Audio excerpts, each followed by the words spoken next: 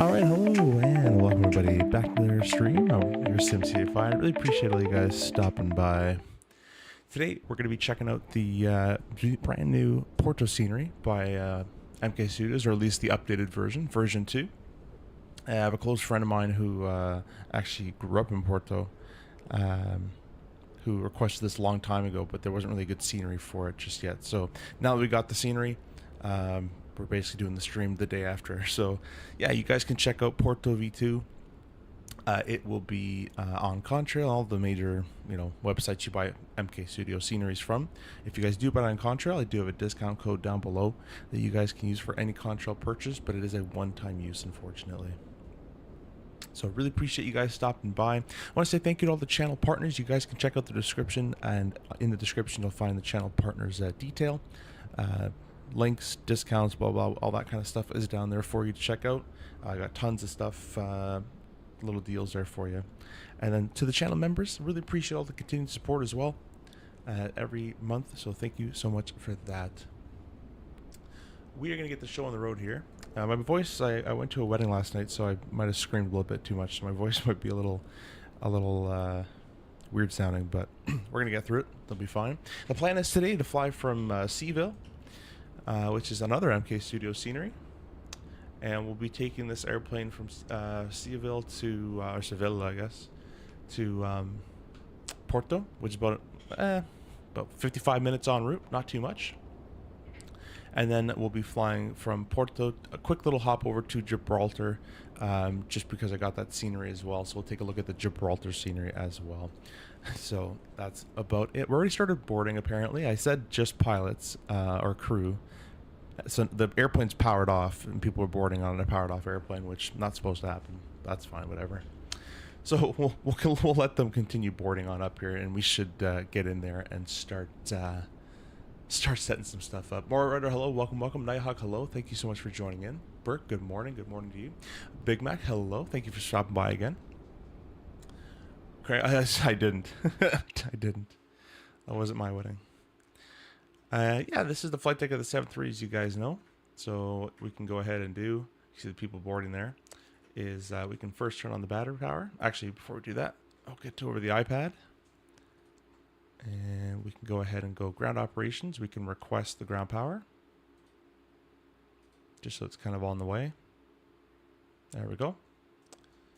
So we'll go up here and we'll select the battery power on. We put the Boris sounds back on because I found that even though they are bugged, they're still better.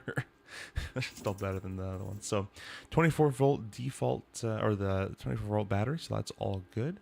And we have the ground power connected, so we'll go ahead and select our ground power on. 115 volt and AC powers, perfect. Going from top to bottom, left to right. Not sure when they arm this yaw damper. You can do it now, and the light won't let you do it now. So I'll let the airplane kind of power up a little bit.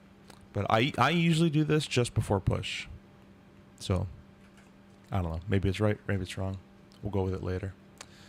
But everything else on that side is good. All the way down this panel is looking excellent. Just make sure that the galley power is on. Coming through the middle, armed with emergency lights. We're going to be fueling soon, so we'll keep the seatbelts off. All our wipers are stowed. Everything in the ignitions are all stowed. Everything's going fine. Window heat can be turned on. And if you wanted to test it, we could test it as well. Or not. I think that you need you need AC power established for a certain amount of time or something like that. And then the window heat test works. Or maybe you need them on. I need them on. There you go. Reset. Nope. There you go. Turn them all back on. Anti-ice is all off. Our probes are off as well. We'll stay off till we push. Our hydraulics are all off. The doors are open. The forward entry, some aft entry, some cargo stuff open. Cockpit voice recorder, you can click and hold for the test. LCEV, leaving, I see what you did there. Yeah, I don't think I did it on purpose. And then our cabin temperatures, everything's, it's beautiful. It's 80 degrees. We have no air on, so that's fine. Everyone's going to get really hot, but that's okay. Recirculation valve is open, or on, so fan, not recirculation valve, are on. So this controls, I don't know how many controls in the 7.3, but usually it controls more than like 10 fans throughout the whole airplane, just recirculating air. Isolation valve is open. I'm going to close it because it doesn't need to be open right now. Pressurization is all good for the time being. We're in automatic mode, and we can do the test to see if it does. It can manually close the outflow valve, which we can. And back to auto, it's going to automatically open the outflow valve full open. Perfect. Navigation lights is already on, so that's perfect as well. We can head up to the very back of the overhead panel where we have the flap test. Get the lights there, and you get the Mach overspeed 1, Mach overspeed 2, and you get the stall warning. And I can't look. Oh, I can look at it. There you go. There's no pusher. Looks like it just shakes. That works as well. Perfect. All right, before starting the APU, it's always a good idea to do a fire test as well. So we'll do, if I can do it. Okay, we got the faults and the fire test now. We got the lights, overheat, overheat. Get the master caution, or master warning, sorry. We'll do the wheel well. Left. Whoop. And right. Cargo fire test.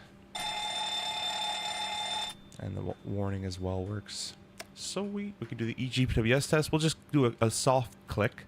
If we hold it, we do the long test. I don't want to do that. So we'll just click it once, and it should do its short test. I had thought.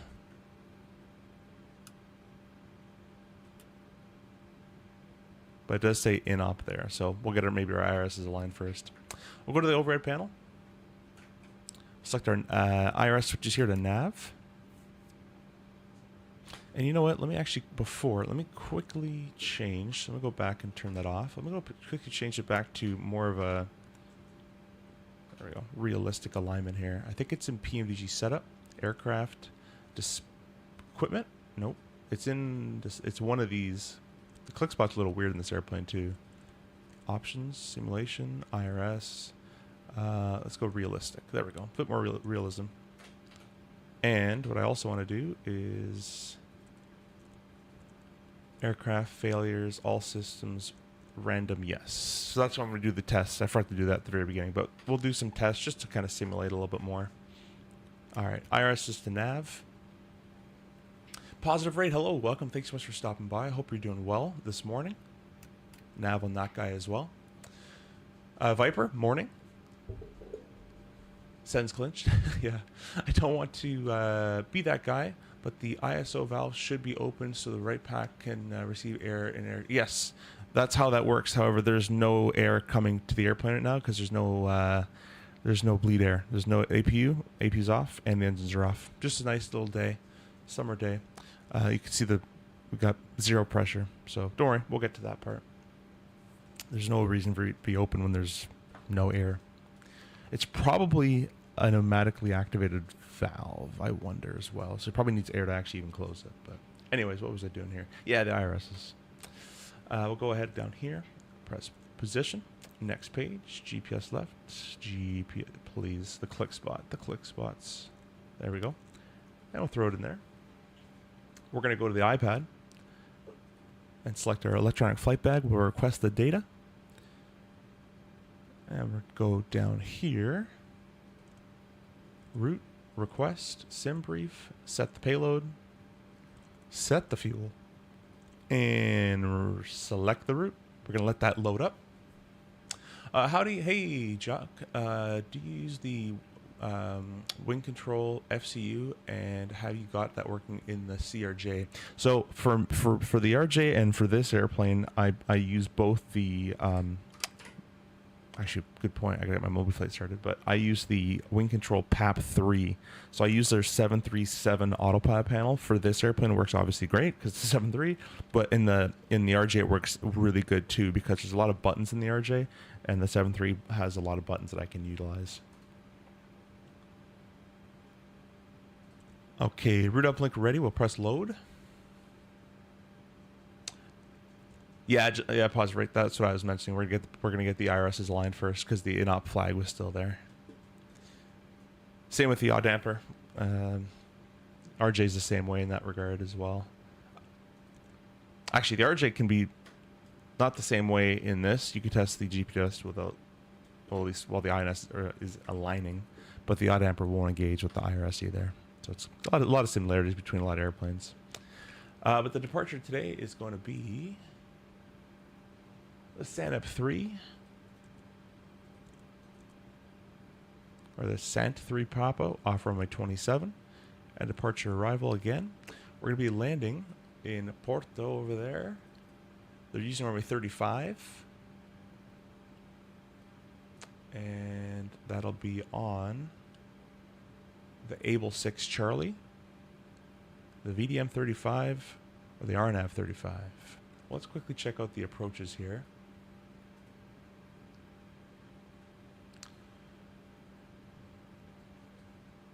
Probably have to do the VOR approach because I don't think, you guys have to tell me in the comments, but I'm pretty sure this airplane's not RNAV capable, or sorry, not RNAV, RMP capable.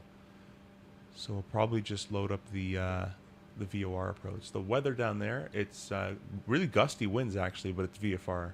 But we got 18 gusting 30 knot winds, which is pretty good. It'll be about a 6 knot.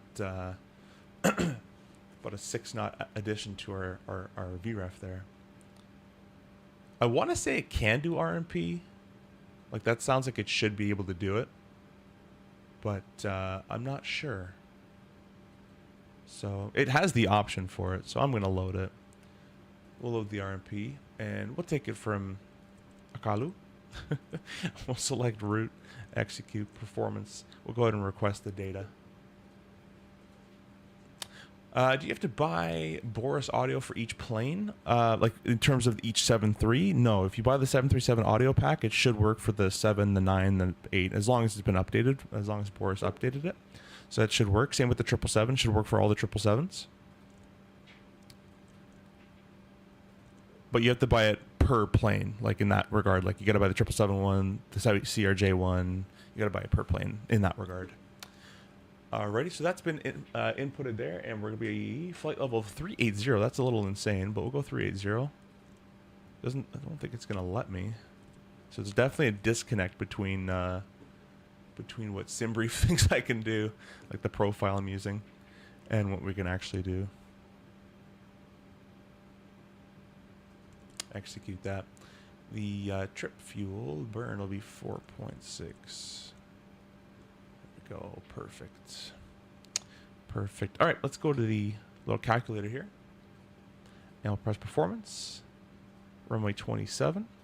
We'll import all that. We'll import from the aircraft. We'll import the weather, and we'll calculate. Went to rip on out of Innsbruck. Flew in last night, was super fun. Ooh, you know, I've never done the Innsbruck one. That one always looks like a really cool approach. I'll have to give that one a try sometime. Something you could do RMP. WestJet flies. So yes, WestJet does fly them. However, WestJet is specifically upgraded their fleet to do it. So I don't know if PMDG has modeled RMP in the simulator video game world.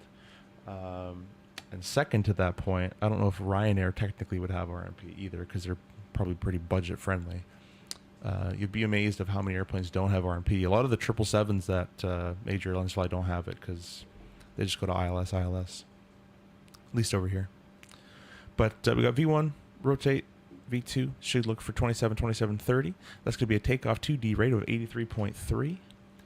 So we will select N1, be a takeoff 2. 8380, please. 3.3. What am I doing? I need the cell temp. 50. There we go. 83.9. That's good enough. That's high enough. Has to be at least above 83.3. Put the CG in there. It's going to be a flap 1 according to the performance calculator there. Let's go for 21, 22, 26. We're going to use the higher numbers because that's safer. 27, 27, 30.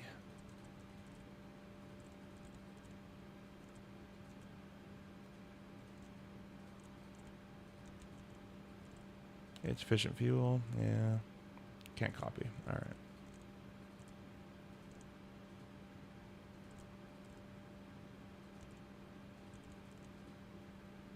The click spots are terrible. I don't know what this is, why it has all these weird, like, little click spots, but sometimes it works, sometimes it doesn't. 5.10 on the trim. So Voice Audio is worth the price? 100%. 100% worth the price, Berg.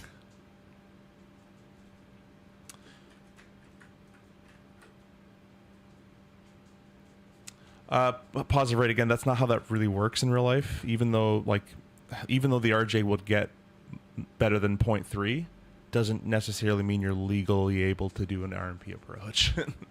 But I pretty much only fly RMP, Yankee, and PMG, and it works like a charm. Way better to fly. Cool. So they did model it. That's sweet, sweet, sweet. And the Yankee are the ones with the smooth arc. Not always, but sure. Like the what is it? The RNAV 19 Yankee into DCA. It's not an RMP approach, but it does have. It is a sweeping approach, but it's not RMP. Yankee is just a way of signifying when they list precision approaches, and there's more precision approaches to that runway. They just list them in the opposite order of the alphabet. Zulu, Yankee, X-ray, and they keep going. If there's multiple non-precision approaches to that runway, they'll list it in alphabetical order, A, B, C, D. So Yankee doesn't necessarily mean it's an RMP. Usually it happens to be because it's just like the Zulu's the regular one and the Yankee's the RMP, but they could have three. They could have three approaches that that maybe the RMP isn't. We'll set the good old MCP up here. Throat's killing me from last night there. Go up to 8,000 feet. Flight directors are on. Oops, there we go. Now they're on. We can go ahead and do LNAV, VNAV, or other way around, VNAV, LNAV. Our speed, not sure what they set in the 7.3. We'll set V2 plus 10. That's what I'm used to doing in real world, so we'll do that. We'll go ahead and arm the auto thrust system. And then our airport chart here, runway 27, will be a 271 heading. And we are all good to go on there. A lot of people will set their course knobs. You can do that if you're flying a VOR departure. There's no need for me to do this in a non-VOR departure. It'll be all taken care of by the FMS down there, so we'll be all good to go. Transponder-wise, we can just squawk 2,000. That'll be good enough for me. Let's go ahead and start up the APU, shall we? So left aft fuel pump can come on. APU can be started.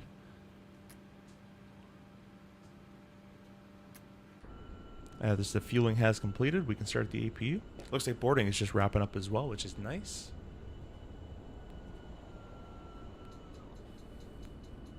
Chili says airplanes. Yes. Jock, welcome. Or you're already welcome. Sorry. That's GSX messing with the click spots. Is it really? That's really stupid. It's been like that for years. They never fix it. Upgraded from the ground up. From the ground up, guys.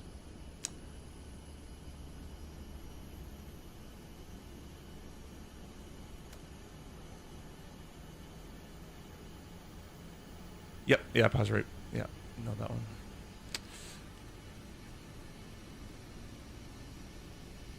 Didn't know what positive rate. Would you not know?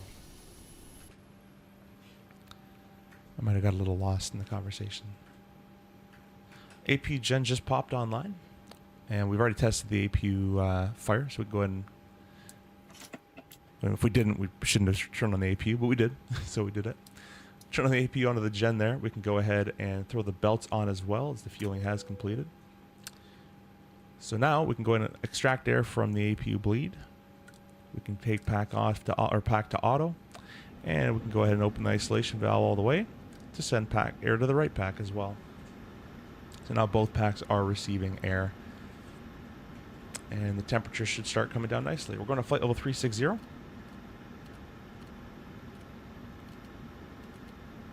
Gonna tell my ground guys they can prepare for pushback departure. Landing altitude Porto, I've never ever been there. It's my first time actually going to this scenery. And it'll be 220 feet, we'll call it 250. Perfect. And that's all good to go. Go ahead and close or cancel our master caution, don't need that anymore. Everything else is looking quite good. Once we're about to push, I'll get my transponder to transponder mode. We'll get the beacon light. Make sure all the doors are closed. We've got some doors still open, so we can go ahead. I wonder if GSX... Oh, GSX is not integrated with this plane. I remember someone talked about that they still have yet to ever integrate. So we'll close all doors. And then we're going to arm all doors.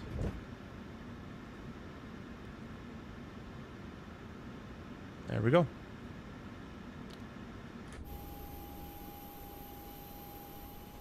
Beautiful airplane.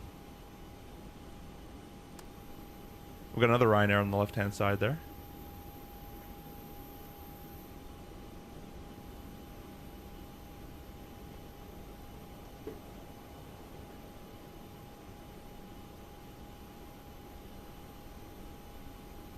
Oh, no worries, pause it. No worries.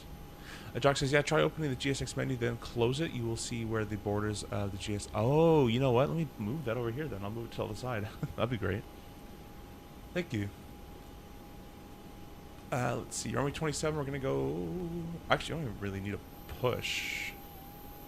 I can just taxi forward. So, you know what? We're going to restart counting, get rid of all that. And we can just taxi forward to the right. Even has an arrow, you can do it. So, that is fine with me. We're going to go ahead and set the park and brake. We're going to set 22.8 for the, not really CTAF, but the Unicom frequency. In case anybody needs me. There's absolutely nobody on in ATC land, so that's fine. We'll do that. The park and brake is set as we discussed, so we can go over here and remove the APs on the gen. We can remove the ground power, and we can remove the chocks as well.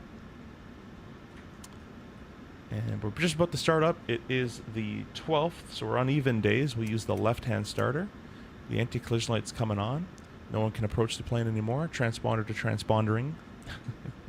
And we can get going. Now, real world, you have to set the HCP up, HUD control panel, if you're going to use the HUD. But I'm not going to do it. I don't bother in the sim. All fuel tanks can be selected on. And we're all good. There'd be a ground guy standing there, no headset usually. And we'd request clearance to start one. And so we'll say we've done that. Go ahead and select the packs off. And we're going to start up number 2. Selecting the starter to ground, you're going to see the N2 rising right here. This is the, there's about 13 to 14, I don't really know the number, but probably about 13 to 15 or so tiny little fans inside the engine you can't really see. Those are the high pressure fans. Add fuel and soup. Put up the sounds for you.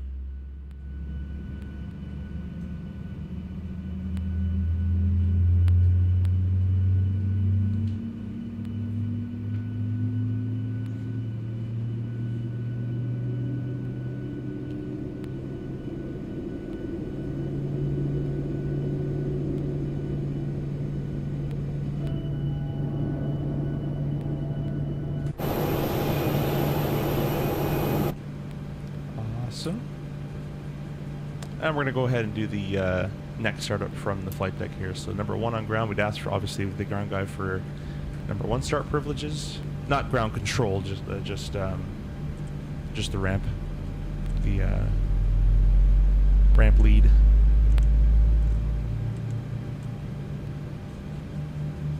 I've heard multiple numbers on this fuel, or on this N2, when to add fuel. 23, 25. I kind of just do it around 23, 25 and call it a day. But, that's it. You can see we're adding in fuel. Fuel flow is starting to go. EGT, the fuel's being ignited, and you can see that by the temperature increasing.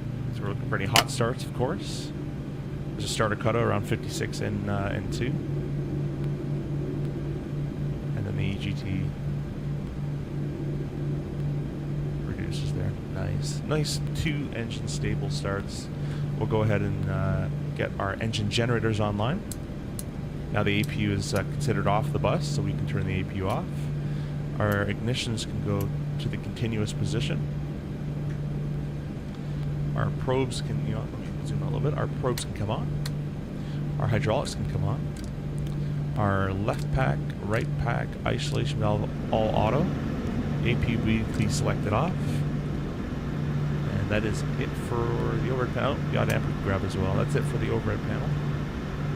And moving our way down, we select our auto brakes to RTO. Our flaps to 1. You can see our leading edge slats are coming down slowly. And the trailing edge flaps.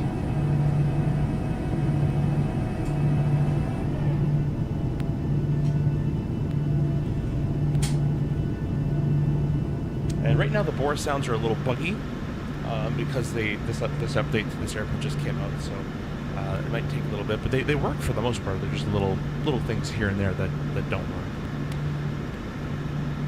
All right, we'll do a control check here.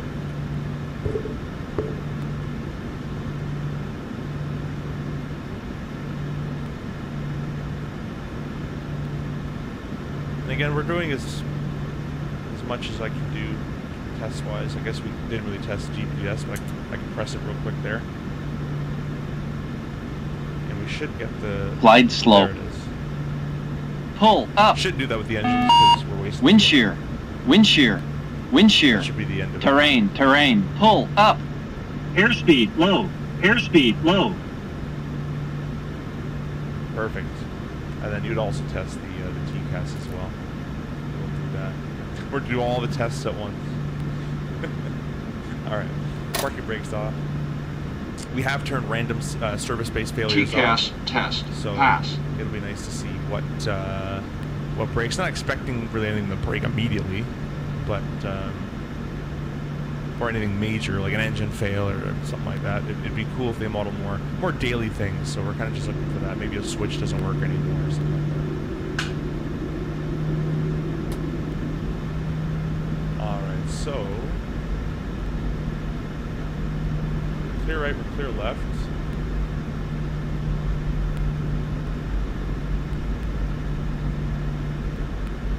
All 5 golf leads.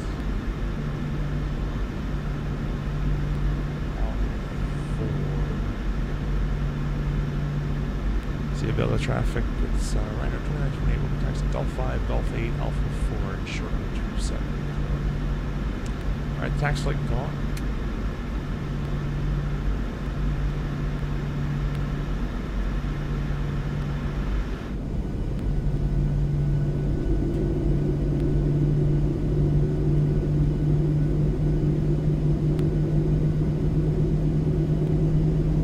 Has made simple. Reiner have so many SOPs, it's crazy. Did share cockpit before with Reiner Captain. Jesus, they need to say so much stuff. Yeah, we do a lot of briefs as well. The RJ World.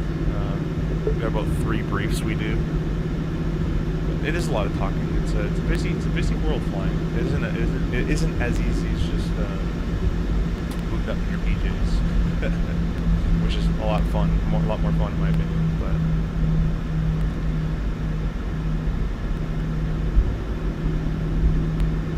But I didn't give you a departure briefing or an avionics briefing or anything like that. I don't know what their avionics brief would be. I actually made a custom SOP just for my friends and I to use when we do shared cockpit. and I don't remember it, the briefings off the top of my head, but I did have a certain briefing, like, it was a clock zeroed, flying from the left, got LNAV, VNAV, auto throttles armed, or all thrusters armed, that should go away. We're squawking, whatever, 2000, the flight ID of 2928 right here. Something like that. Like, there's a certain rhythm I had written down for it. That'd be the avionics brief, just make sure everything is kind of set properly.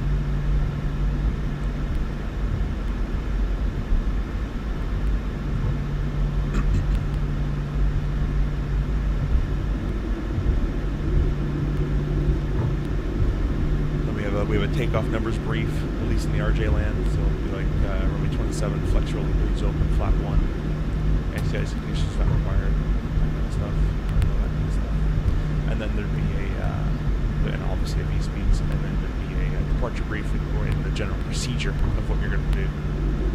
So there's a lot of talking.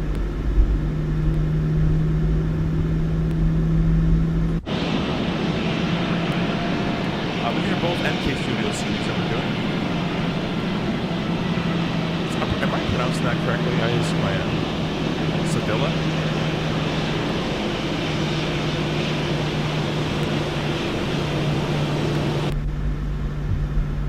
Next you should fly Aeroflot in Siberia.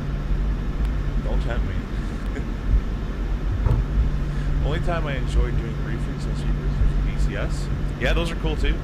Yeah, we used to do those a long time ago. I haven't done a DCS like actual mission in a good like 2-3 years. But yeah, I even used to make them as well, my own PowerPoints and all that kind of stuff.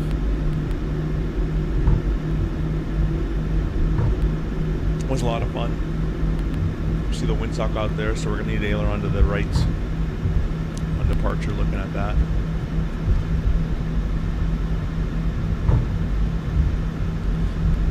And right now you can become captain at 22 years old. Also the true story. That's crazy. I mean, it's technically possible here. There's no age restriction other than holding an ATPL, which I think might be 20 or 21 years old. It's very rare, but I think technically, yeah, you can do it. It'd definitely be like, I think someone that would happen to would be like they've been flying their whole life with their father in their own airplane they own, gets licensed at 17 with a PPL, gets all his stuff done by like 18, 19, gets somehow to the airlines because he already has a ton of hours, that kind of thing. It's if you don't do it that way and you're captain at 22, then hats off to you. Pretty good stuff. But this thing in the States and Europe is I don't really trust their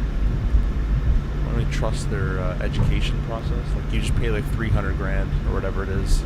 You buy your type rating at 100 hours, and you get a job. It's like, you don't actually get experience without the airline. They kind of just throw you in the fire. The hours we spend in TACView, yeah, dude, I love TACView. I love doing TACView debriefs. Yeah, I used to teach a dogfighting course as well, and we do a bunch of TACView debriefs. TACView is amazing, really, really good for that.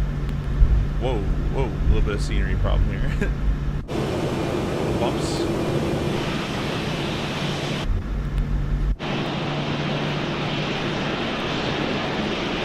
APL cinema, but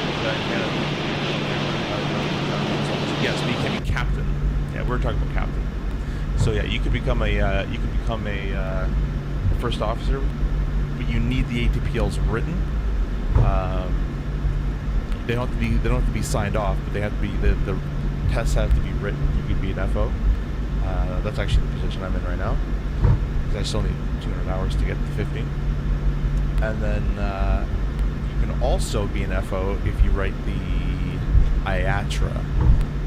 And if the airlines are hurting enough, they'll take you. But usually they prefer you having the ATPL written test done, both of them. Savella traffic, it's Ryanair 2928. We're lining up runway 27, Savella. Alright, we're going to be lining up. We're prepared to line up, so we'll go ahead and throw on our runway turnoffs. Our position and strobe on as well. Our TCAS, TARA. We've been clear on the left, been looking that way for quite a while. And we're clear on the right.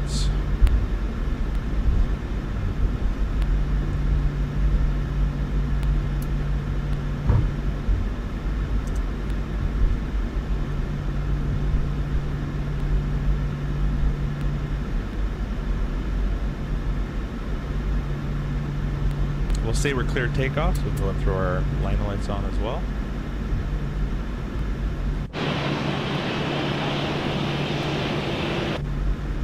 Beauty. If you guys are ready, get those togas emojis in chat, or flex emojis actually, and we are going to go ahead and send it here. All from the cameras on as well.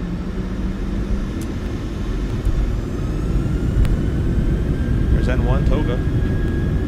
A little bit of forward pressure to get some grip on the nose gear. My hands are going to stay here and hope that the power does not kick off. Let's check.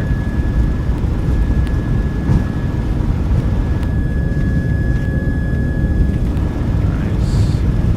A little bit of right yoke pressure I was talking about might be needed here. V1. Okay. And away we go. Grab the gear up.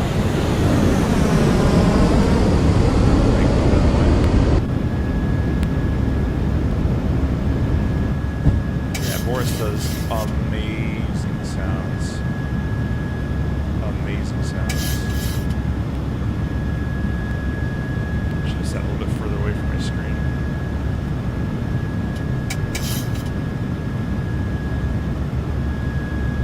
Flight director is searching. That's fine.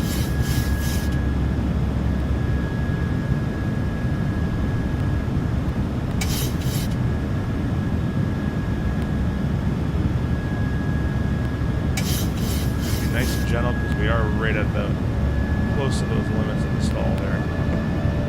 We're just getting to the point.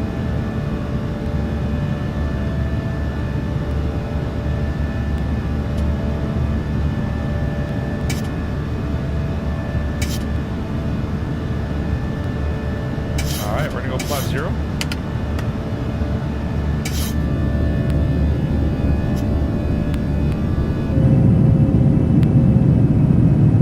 Beautiful, beautiful scenery. Look at that. How nice this looks.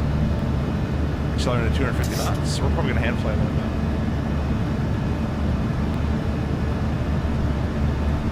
And as we accelerate, we're going to have to start pitching up here to hold 250 knots. So we'll start nosing on up.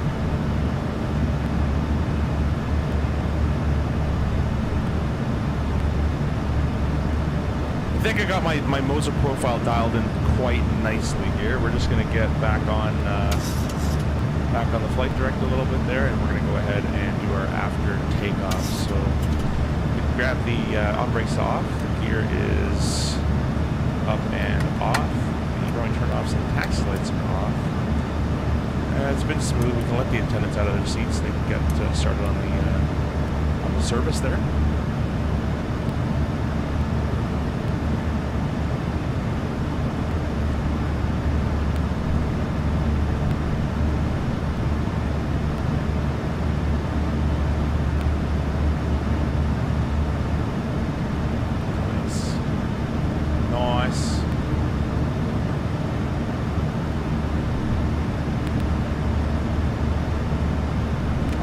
Transition altitude, we're going to go to press standard.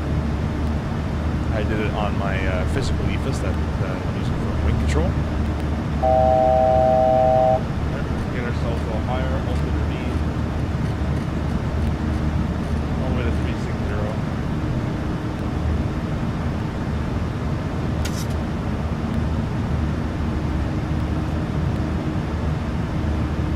Flying with the rear propeller pilot? Yeah, no. That was the dream.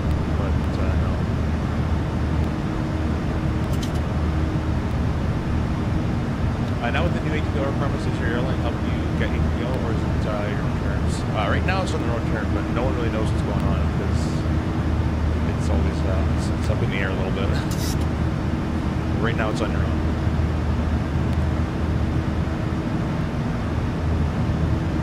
But I'm thinking what's going to happen is as you go, once you apply to go left seat on that PPC that you go left seat on, they just sign your ATPL off all in one shot.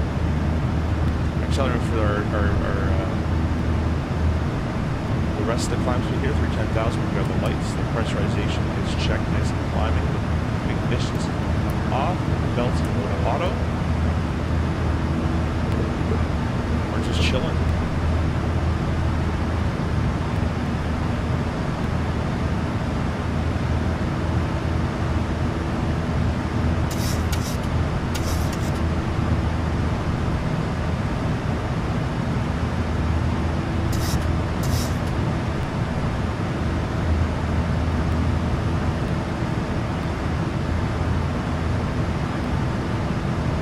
Expand my scale a little bit here.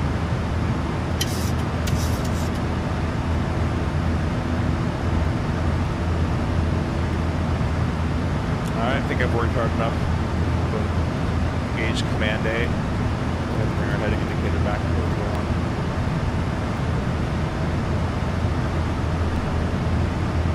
going. Let me lower the sounds for you. Sorry, I forgot what the sounds were ridiculously loud. I left those up for the engine starts. It's early morning for me. No worries, Big Mac. No worries, no worries. I bet a real fighter pilot would be real dangerous in DCS. There is real fighter. You can watch Mover. Mover was a Hornet and a Viper pilot before, and a guy named Gonky as well. You would think that, but real flying and video game flying aren't the same. There's share similarities, but they're not the same at all. So they can't rely on the feelings, the amount of force they should be feeling, the force in the stick, all that kind of stuff that they would be used to. So I'm sure like a gamer version, like a Call of Duty like gamer, like how good people get at Call of Duty, but like that version of a DCS player would probably still be better because they know the game. They know the game physics more. If that makes sense.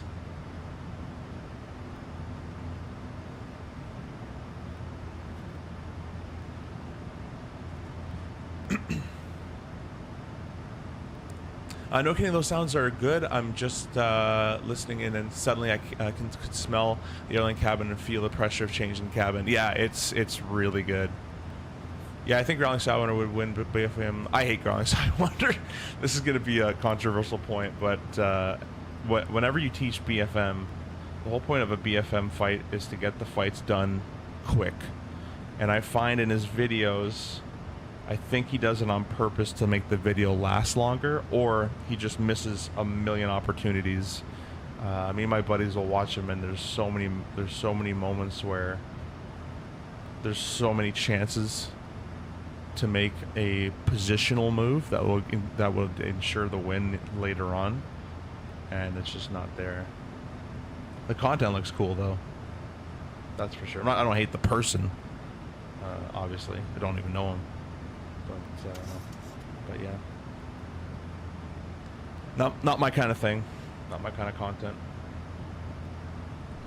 Fun fact about the dogfight is obviously you don't want to enter one, but if you do, basically you want to get that kill done in the first 30 seconds. If you don't get it done within the first 30 seconds, which is very hard to do, your risk of dying actually goes up by double. And the reason is you give the chance for the bandit's wingman to come and actually get you while you're fighting and scrambling in there. So you want to get that fight in as quick as possible. If you're a Hornet, that means trying to get in the radius, pop a 9x off, and then continue with your day. That kind of stuff. If it's a guns fight, then it will take longer.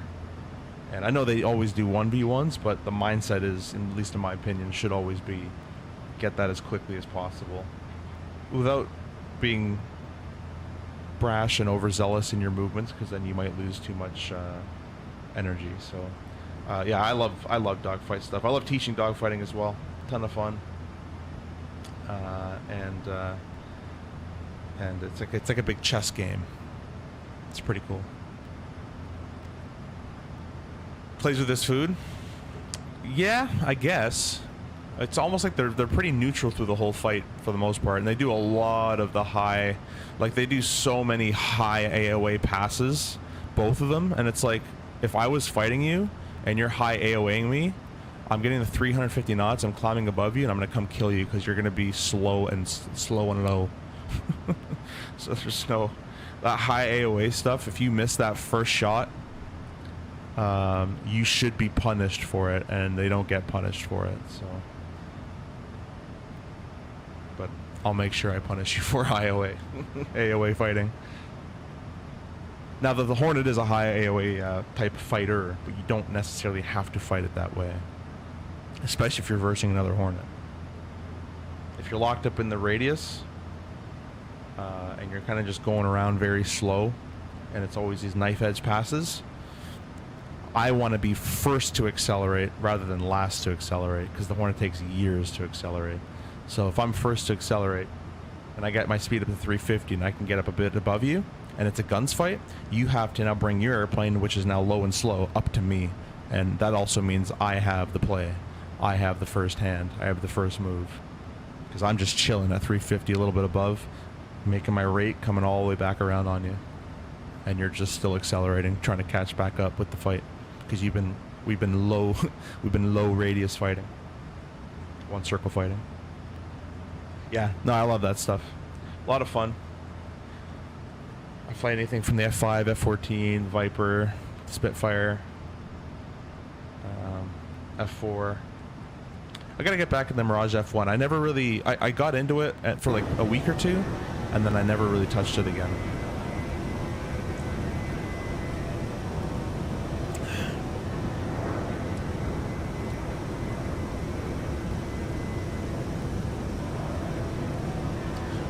For sure, but just the ones who follow real BFM tactics tend to do better in DCS. Yeah.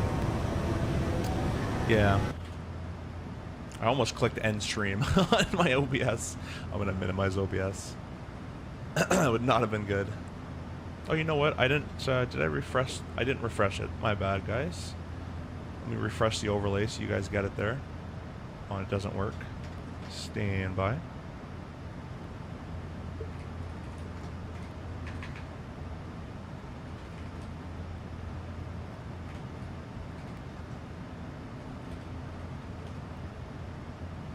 There we go. Now you got it. My favorite is Tomcat. Great rate fighter, but probably loses VS Viper. Heater is like the coolest dude ever. Heater. I don't know who Heater is. Talk about the right stuff. Yeah, I don't know who Heater is. Tomcat's awesome. Tomcat's the best of both worlds. You can rate fight, you can radius fight. Good acceleration, good power. If you're fighting a Viper, try to get the Viper slow, get it in that radius fight. And if you're fighting a Hornet, keep the Hornet fast and keep it in that rate fight. And it's the best of both worlds. That Tomcat, I really love it. The only negative about the Tomcat, and it's a pretty big negative, is it's an absolute massive target. So you're not going to be hiding for long, and when they do get a gunshot on you, it's probably going to hit. So. The Tomcat can always do surprising things. It can. I love the stick and rudder of the Tomcat. The skill required to keep it coordinated. A lot of people don't use their feet. Both when I was teaching rope flying, I'd have to keep reminding the students to use their feet because it does take a while to get your hands and feet to move together.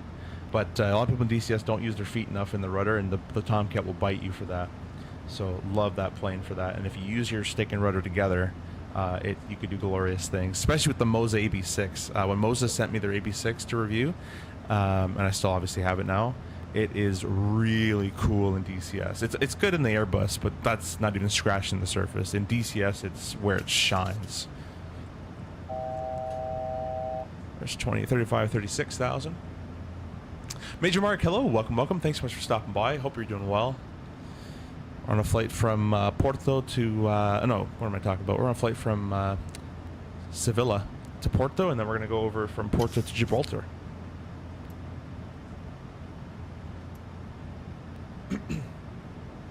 Growling would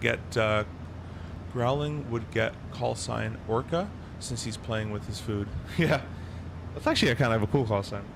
I used to be Quasar back in 2017-18 when I was huge into DCS. But yeah, I got into DCS around 2014, 15, and I was massive in it, like really, really into it around 2016 to 2022 area. I was huge. That was the only thing I played. I'd play like 6 hours a day, all day, especially during COVID. Like I'd go to flight school, do the training, study a little bit, whatever, come home, DCS for hours and hours and hours and hours. And I'd mainly teach. I got to a point where I was just bored of DCS. I mean, it becomes take off, shoot, land. And you know, I can just, at that point, you can kill an SA-10 with an A-10. You can sneak up, and nothing really bothers you anymore. You can you know, just becomes kind of a little easy. But I found a lot of fun teaching, so I love teaching the Warthog. It's a fun one to teach. Dogfight's one of my favorite things to teach. Case 1 arrivals, on-speed angle attack is a lot of fun to teach and explain it. And I found teaching DCS stuff really helped teaching after in the real world, because I was able to kind of develop a teaching method that I enjoyed, which is usually teaching by question. It's called developmental teaching method, actually.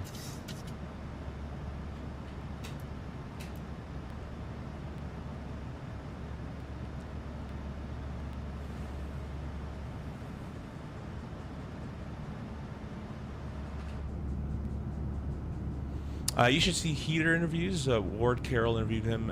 He's a legend. Flew like everything. Oh, in rural, that's really cool. Yeah, I'd never heard of him. Yeah, it would have been awesome to be one of those guys, like like be in the Air Force around 1950, like 8 area, and then through 58 to like 80, just like fly everything, or maybe 68 to 88, just fly everything they have. Like that era would have been awesome. The rudder coordination is really fun. I agree. Love that in the World War II fighters. Yeah, that's a lot of fun too. I don't do a lot of World War II stuff, but if you find a server for it and a lot of people to play with you, it's a lot of fun. Another one that a lot of people don't do, but I really enjoy, is the MiG-15, the Korean era MiG-15 versus the Sabre. That's a ton of fun to do. It really, really boosts your dogfight skills when you get to those planes. The MiG-15 is a good boom zoomer, and the Sabre is basically a rate fighter, and that's, or a rate/radius fighter, and that's about it. But there's not that much speed. The MiG-15 will outpower you in those climbs. But MiG-15 flight dynamics, and even the Sabre, once you get too fast, it stops flying. You just can't turn it anymore. So it's a lot of fun, a lot of management. I think DCS really gets you good at situational awareness and understanding the limit of an airframe. Almost like F1. Like F1, they drive their car on the limit, whereas like in the fighter world, you're gonna fly aircraft to the limit, maybe sometimes beyond, a little bit here and there. So it's gets really comfortable with all that stuff. And after, you know, stalls and spins are kind of whatever. So you can understand the physics a bit more behind it. Need a dynamic campaign, multiplayer campaign? 100% agree. They've been saying that for years. And a dynamic campaign on an entire Earth map would be fantastic. The other thing that has to change is the weather. The weather in DCS is horrendously terrible.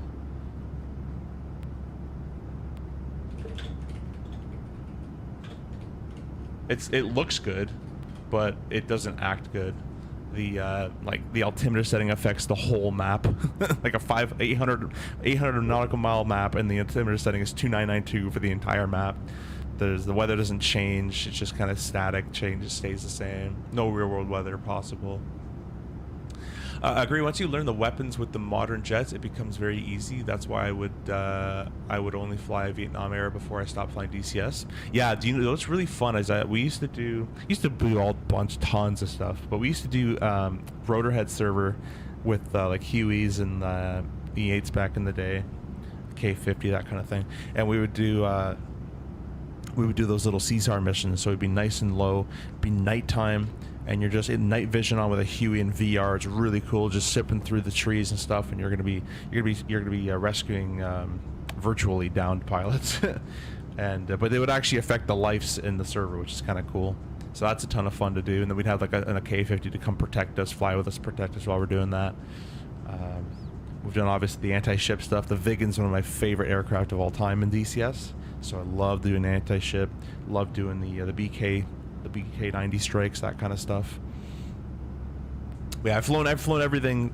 I've flown everything basically to not to completion. Like I don't know how to do like maybe some, you know, all the failures and stuff on all the planes, but I've flown everything to like a weapon mastery, I guess, in that kind of way.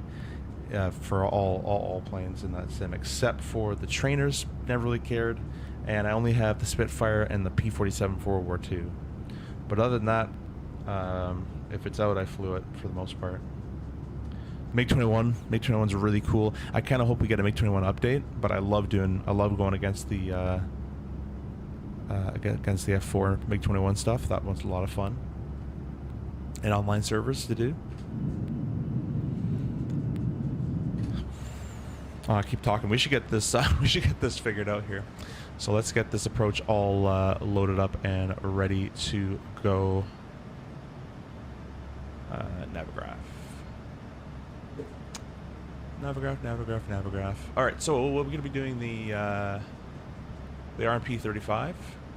It's going to be a visual approach backed up with the RMP, and we'll get all that figured out now. So we'll do the performance tool, and we'll select landing dispatch. We're going to 35, import, calculate all that.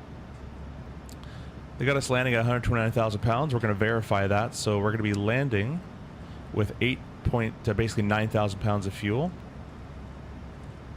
And we're at 106.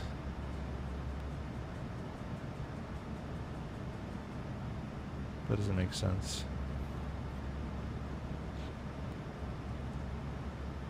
Oh, my bad. We're gonna be landing with 7.5.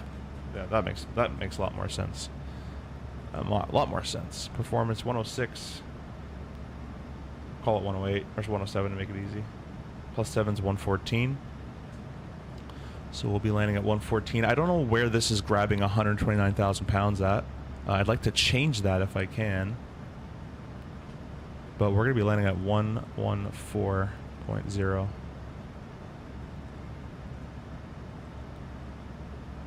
It'll be a flap 30, and we're gonna go plus. We'll go plus 7 for the wind, as it's about a 13 knot gust. At least it was. I'll check again. Did this not grab the right? There. Let's see if it works now. Import, calculate. No, still gives me 129,000 pound landing weight. What about this one?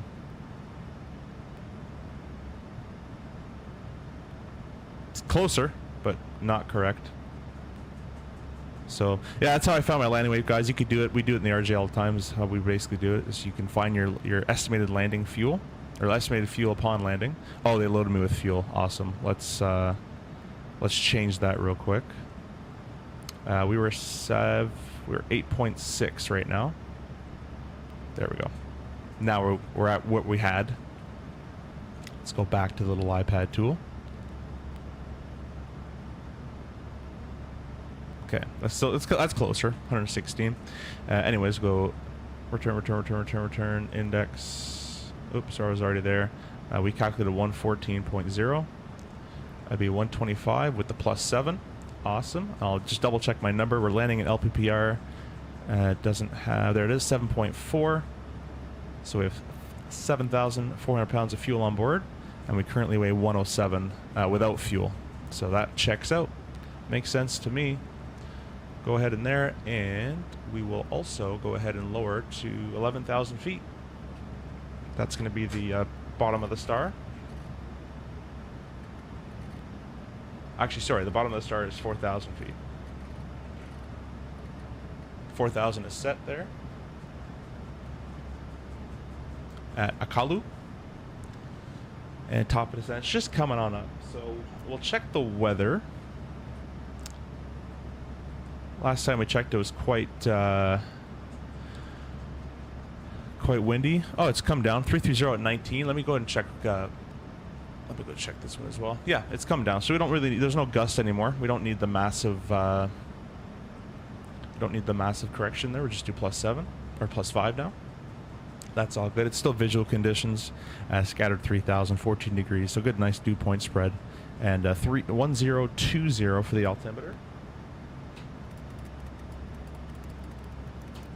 Go ahead and pre-arm 1020. So when I press standard, it just automatically goes to the setting I want.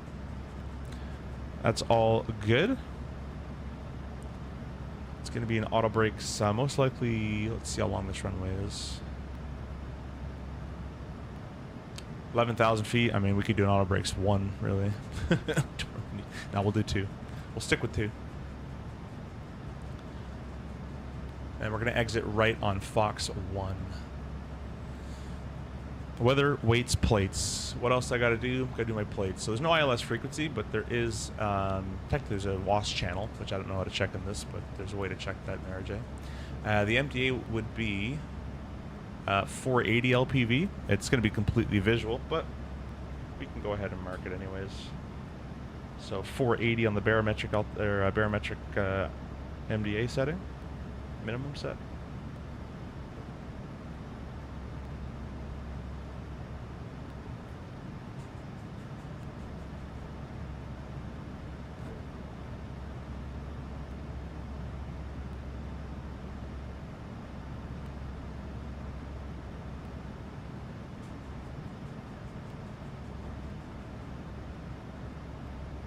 Let go. Ah, 2 off.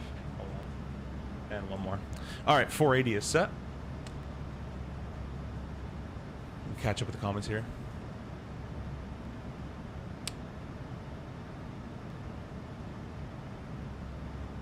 I seem very pathological, so I see you'd be good at teaching. I appreciate that.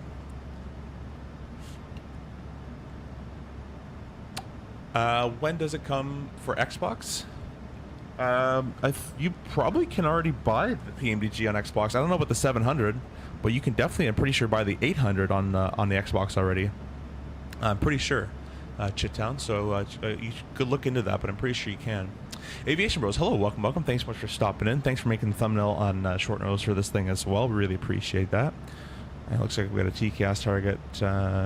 Still a bit of ways. 15 above. We'll keep an eye on that. You own the Vigan, the only fighter I have sat in real life. Gotta love the auto fart control for the speed. Yeah, I love the Vigan. Vigan's one of my favorite all-time airplanes in that sim. It just has so much character, so much quirkiness, but it's very, very effective if you can use it properly. Rescue missions does sound fun, making me want to reinstall DCS memories. Yeah, I gotta get back into it. I always say that, but I only fly in VR, and I'm kind of tired of how hot I get in the side of the VR, because it's a really big system. He's now below us, so we're good. Andre, welcome. I agree that weather engine is trash in DCS, but the clouds look the best out of all the sims, in my opinion. The clouds do look good. Yeah, they look great. In VR they don't, but in the regular they look very good. But the engine behind it's trash. Yeah. I like the Vigan RWR, just sort of sings to you friendly. Yeah, you know what I don't like about what they did though is what the RWR, I got pretty used to the sounds for a good 3-4 years when it came out, and then they did an update like after 4 or 5 years where they just changed all the sounds, and I'm like, oh, so you got it wrong? Like, why didn't you just get the good sounds to start off with?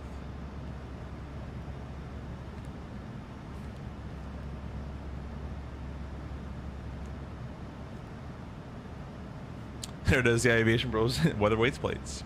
I just ordered the Moza yoke yesterday mainly because of your reviews. Can't wait to your profiles and aircraft. Thank you so much, Shaq. Hope you like it. Hope you enjoy it. I hope you use the link in the description, as it does support the channel. But if you didn't, don't worry about it. Thank you for watching, and I really hope you enjoy it. I think I got my 737 profile nailed down pretty good.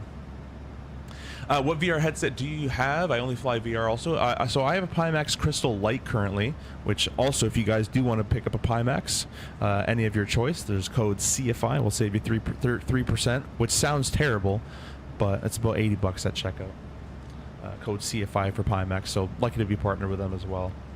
I bought the Pimax Crystal Light before I was partnered with them.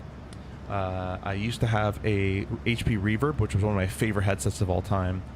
For comfortability, cost, visuals was amazing. And then I had a Rift S and a Rift. Those are all the VRs I've owned.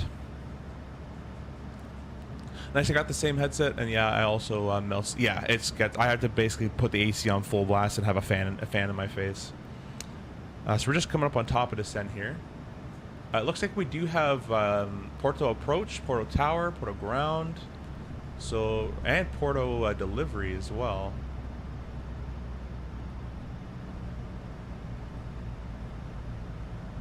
So that's kind of cool. Let's see where we're going to park. Looks like I'm going to have to work a little bit on talking to people here. So let me get my parking information kind of squared away. There's top of descent, VNav path. He'll probably just assign me a random gate. I'm happy with that. I'll let him choose my destiny. By the way, guys, we're using GFX today as well. TryTry's GFX, Golf Foxtrot X-Ray. So it looks like this. Now it says unknown aircraft, I think because the 737-700 is still new. It hasn't been updated to work on the 700. But if I click cinematic mode, I wonder what happens if I do that. It might not do anything because it might not have anything to work off of. Yeah, it doesn't have anything to work off of.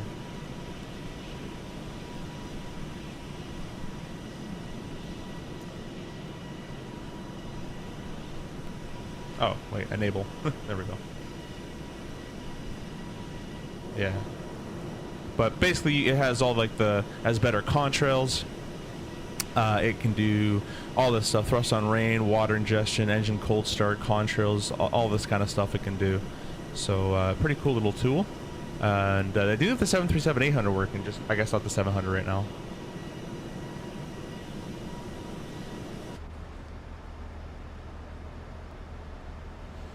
I'm heavily thinking about the Moza yoke of yours. My TCA yoke is 5 months old, but already twitching on the roll. You know what? I'm gonna save that comment in case anybody disputes me ever again with that crappy yoke. The TCA yoke feels like it feels very loose, but it's a cool pendular idea. Like I love the idea of it. The quality for me is not there. It's pretty cheaply plastic kind of made out of, and and again the feel is way too loose. So that's where the Moza will come in handy. Keep in mind though, the new wing control yoke looks amazing as well if you have the space for it.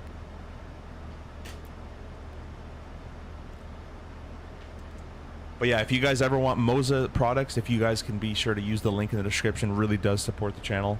That's basically how I can afford to give you a $100 737-700 on the channel, is the proceedings from that. So really appreciate that. Be sure to check out. There's tons of discount codes. Unfortunately, Moza doesn't give me a discount code to give. It's more just a link to support. But Tobii Eye Tracker discount code, Contrail discount code, Pimax, all sorts of different stuff. So if you're gonna buy it, would love if you use those. Recently sold my Quest 3, thinking about getting the valve frame for DCS. I'll check reviews when it comes out. I've never heard of the valve frame. Let me know how that goes. When did PMDG add 700? That's not on the others. This just happened 2-3 days ago. The 700 is brand new textures. They've overhauled the textures, and that's kind of it. LPPR approach is 2910.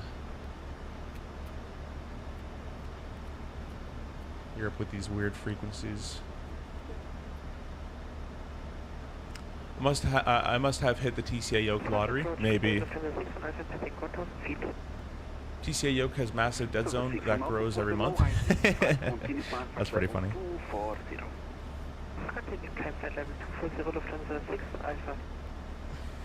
Okay, let's get ready for a squawk code here. Approach is Ryanair 2928-270 descending on the what's this thing called? Albeck. arrival. I don't even know what it's called. Air 2908, Port Willow, set stop 0330. 0330. Ryanair 2928, thanks. 0330. And I'll put an auto, but we're already transponding. Air 2908, identified, information hotel, proceed direct Akulu, descent flight level 100. Flight level 100 down direct Akulu. Ryanair 2928, thanks. This call sign's gonna be the death of me. Alright, flight level 10,000. And we're direct Akulu. Alright. That's direct, it's executed. We're still in LNAV.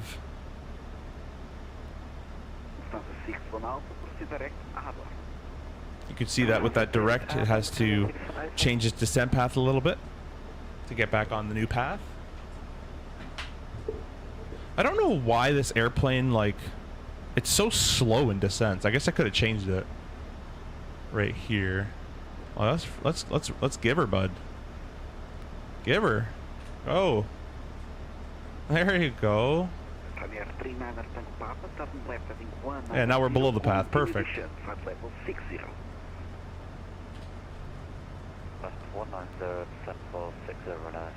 we're only at 1.5. I want 4. There we go. This is starting to count down, so this diamond's going to start coming on down, saying we're approaching the path that we are required to have. No issues yet? You're lucky, Rob. Yeah, I want the Moza, but waiting for wing control reviews on their force feedback stick. Yeah, the stick looks really good too. I used a stick at FS Expo. It was massive. I don't know if I ever got it where I'd put it, because it's a huge monstrosity of a thing, but it feels amazing. Excited to see the wing control Boeing yoke? Yeah. Oh yeah. It's probably for me. Nope, not for me. That's way too far if you gave me that. Vera says, get me flying job and I'll use your codes. Yeah. We'll see. Well, the discount codes help you, so they're just saving you money. But I know what you mean. Flying jobs right now are a little hard to come by, actually, I've been hearing.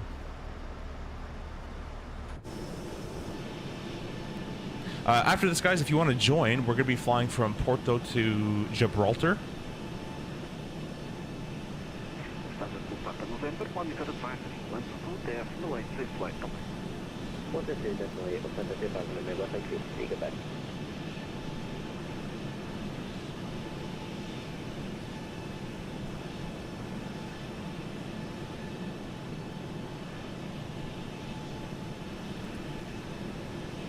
I just bought the wing control Orion metal rudder pedals to replace original Satec pedals I bought in 2010. I did the same thing about 2 years ago. It's night and day, those pedals.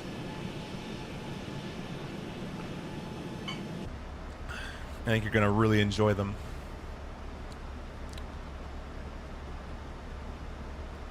Luke, hello, welcome. Thanks so much for stopping by. I hope you're doing well. It's going pretty good. We're just heading into Porto right now in Portugal. It's MK Studios version 2. I believe it just got updated. So we're just doing that. And then we'll be taking this airplane, PMDG 737-700, from Porto onwards to Gibraltar. Just because I've never been there, and I just got the scenery for it. So I thought I'd give it a shot. This isn't a real flight at all.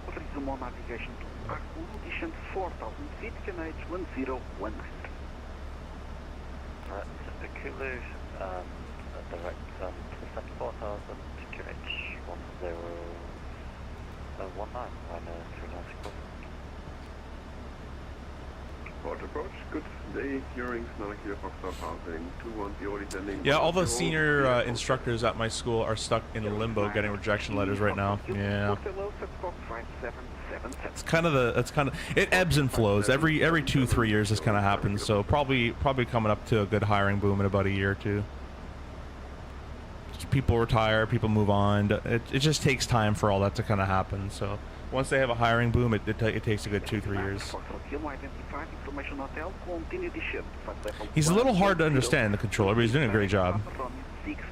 But I really have to listen out for my call sign. Direct Papa Romeo 66, continue descent 110, your rings. You get some spiked feet for the base on the carpet floor.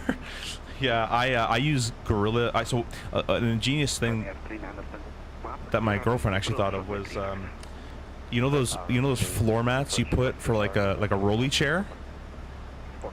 You Gorilla tape the rudder to that, and then you sit on it on the mat, so that nothing moves. It's actually amazing.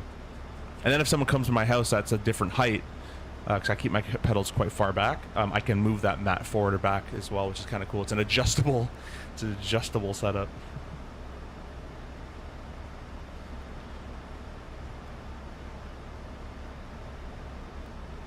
Lufthansa 61 Alpha, continue climb at level 320. Continue climb 320, Lufthansa 61 Alpha.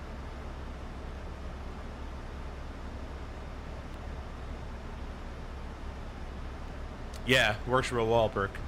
How you should fly into Spain, Italy in real life in a nightmare ATC? Yeah, I can only imagine. I've done Italy in the sim, and it is a little difficult. Tad difficult. Let's get the flight recorder started, and or at least open, so I can. Actually, we're not going to be doing the replay on this landing. We'll be doing it on the Gibraltar landing. Ryanair 2928, expect further descent in 8 miles, 2 minutes. Okay, expect further, Ryanair 2928. Thanks. 2928. That's close. Approach, very good evening. That's my call sign, 2928. Lima, descending out of 260 to 110, inbound in Kit. Airwings 903 Foxtrot Lima, port below identified, information hotel, proceed direct to Papa Rom 636, continue descent at level 110.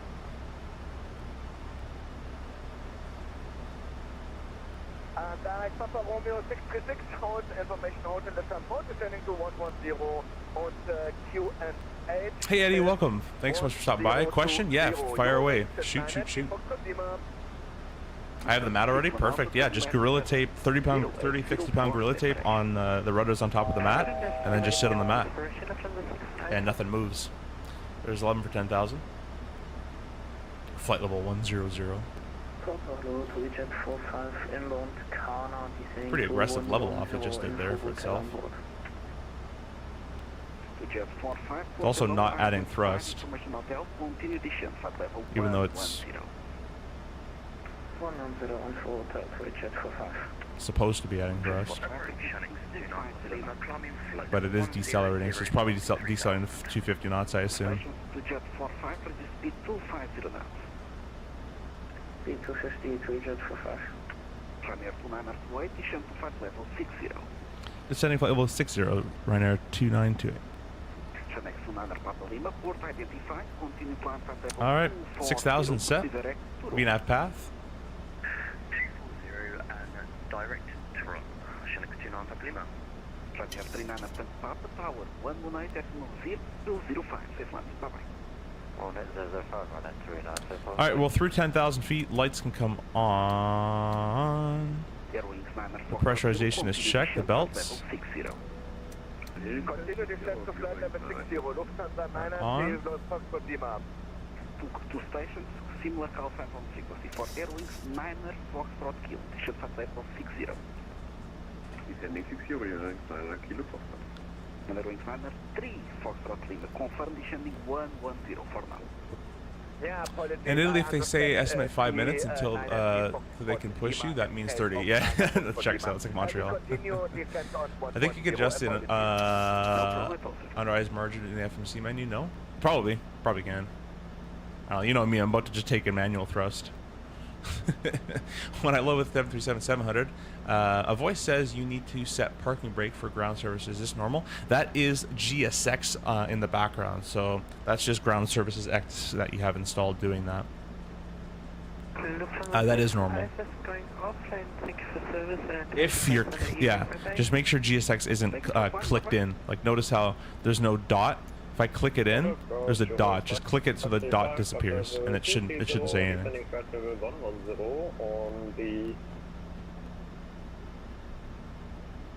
Airwing 535, Port Low, Under speed? identified Yeah. Information Hotel. Probably can. Descent It's probably here. 190, turn I would guess. 280.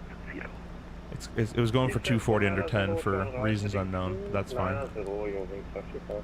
Well, we're about to be on the approach anyway. Speed 250 knots. It's gonna be a straight in, so it's fine if we keep it a little slow here. Ryanair 2928, continue descent to 4,000 feet, QNH 1019, clear RMP, approach runway 35. Down to 4,000, 1019, clear the RNAV, RMP, runway 35, Ryanair 2928, thanks. Alrighty. Airwing 9er, 1019. continue descent 4,000 feet, QNH 1019. Descending 4,000, 1019, Eurings, Fox 9 kilo. And I'm gonna select. Level 60. Actually, we're doing quite good. We'll do vertical speed. 60 Eurowings 993 Foxtrot Lima. Airwing 535, continue descent at level 110. Confirm. Descent flight level 110, Eurowings 535, and confirm. Now for an LPV, Airwing 535, I'm pretty sure. You know, actually, I'm just gonna leave the VNAV because we're gonna be doing LPV. But up VNAV path. So in RJ land, we have to press approach. I'm assuming I also have to press approach in this as well. I'm gonna have tower ready to go, which is 18. Oh, I can't because it has the thing. Let's see. Yes, I can. Let's go the other way. 805. There we go.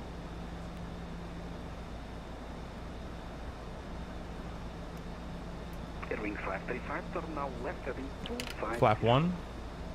Left heading 250, Eurowings 535. Next 29er Battalion, monitor advisory 122.8, safe flight, bye-bye. FAC and glide path is armed. 122 decimal H, tune up, Lima, have a great rest of your evening. Airwing 9er Foxtrot Kilo, expedite descent, no speed restriction. Expedite descent, 9 kilo Fox. 240 under 10 is normal going VNAV thing. It's paddling for unplanned tailwinds during descent. Ah, okay. Now I just rip it. So many protective things.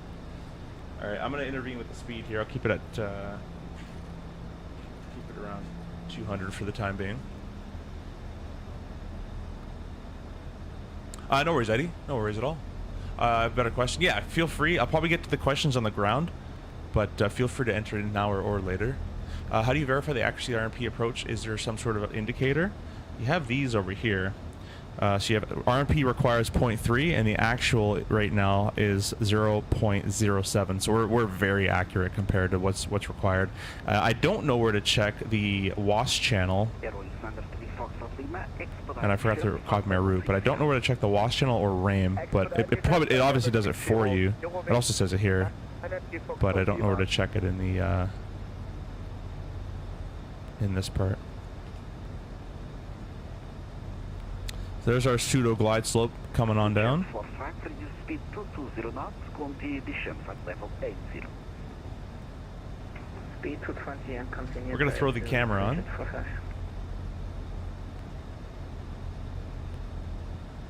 Every time I turn the camera on, it glitches my sim. That's kind of weird. There's a glide path captured. The FAC is still armed. We're gonna go ahead and they're probably a little far out. That's fine. Still an LNAV is okay. And we're about a 10-mile final right now. So this is basically a GPS-based ILS is basically what I'm doing right now.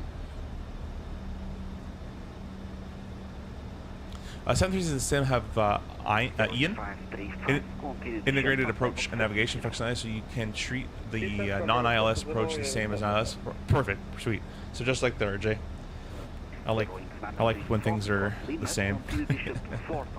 How's the INI L1011? Do you like it? Yeah, it's pretty cool. I still like the 7.2 better personally, with flight model and all that kind of stuff. But the L1011 is definitely a cool little bird. Select flap 5, and we're gonna start slowing on down here. Ryanair 2928, maintain speed 180 knots or greater until 6 mile final contact tower 118.005. Safe landing. 18805 and 005. 180 till a 5 mile final. Thank you so much, Ryanair 2028. Thanks. We'll head over. I said thanks twice. Airwings 9 Foxtrot Kilo. And we're going to set the ground frequency up as well. 21040. 040. Still no radar altimeter calls, so I'm just holding the gear off for a little bit. As we're going to be stable by 500 on a visual approach. It's going to be visual approach, so. Port the tower, it's Ryanair 2928. We're on the RNAV RNP 35. I can't talk this morning. I'm losing it. 18. Oh, it is 005. Whoops. I'm just going to press tune. Who knew? The controller was right. Port the tower, it's Ryanair 2928. We're on the RNAV 35. Ryanair 2928, wind steady 20 degrees, 0 Hanoi 35, clear to land. Clear to land, runway 35, Ryanair 2928, thanks. Airport field 389, contact approach 129 at 10, bye-bye. Alright, coming to a 5 mile final there, we can start to slow it up here. Gonna grab the gear down.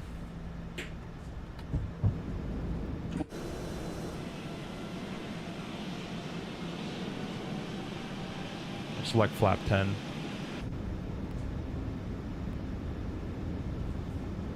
And we'll select flap 15.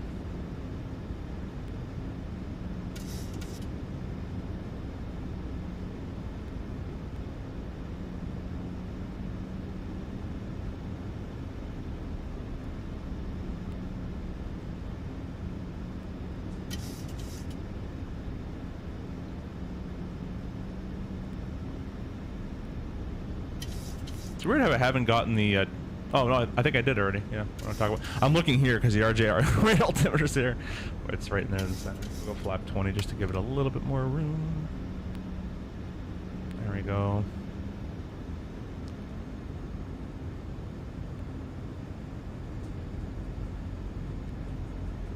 I wonder. It has GP and FAC arm, but FAC should be. FAC should be going. That's okay, whatever. We're gonna be visual. Runway's right there. We're flap 30 with a ref of 1. Let's make sure here what it said.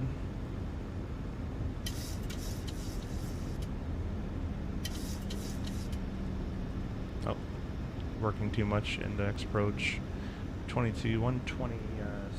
Call it. Thank you guys so much for watching, by the way. These are, by the way, the ProDesk Sim 737 throttles. Link is also in the description there. We can arm the spoilers at this point. Actually, you know what? I'm not going to do it with that because it usually breaks. I'm just going to do it with like that.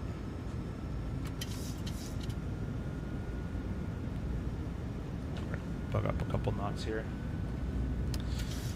So we got the flaps 30 green light, gear down 3 green. Got the spoiler armed, and I didn't really ding them, but 1,000. there you go. Cabin advised. Gonna go ahead and hand fly this thing a little bit. Looks like the power's around here, so disengage the auto thrust. It's pretty good right there. Autopilot disengaged.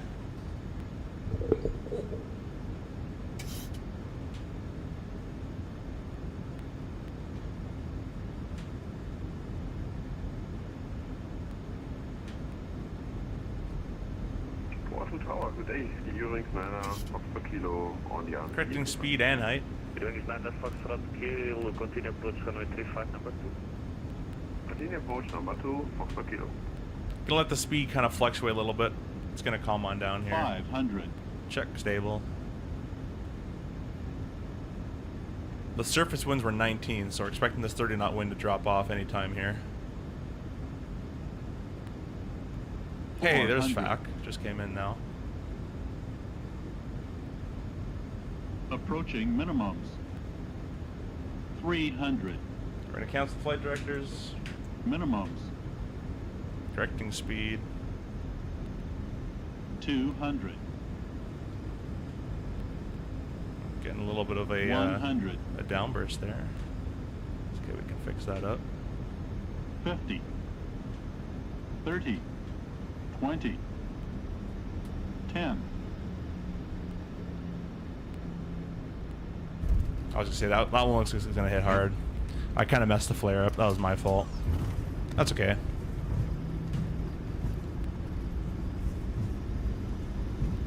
I'm gonna move this mic. There we go.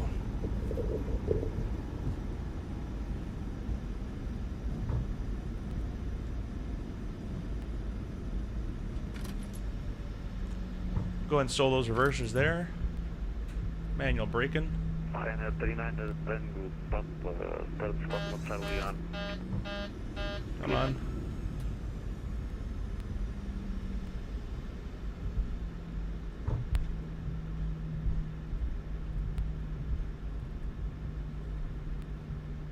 I find when I take the brakes off, it still like decelerates like crazy. Do I have to actually just turn it off?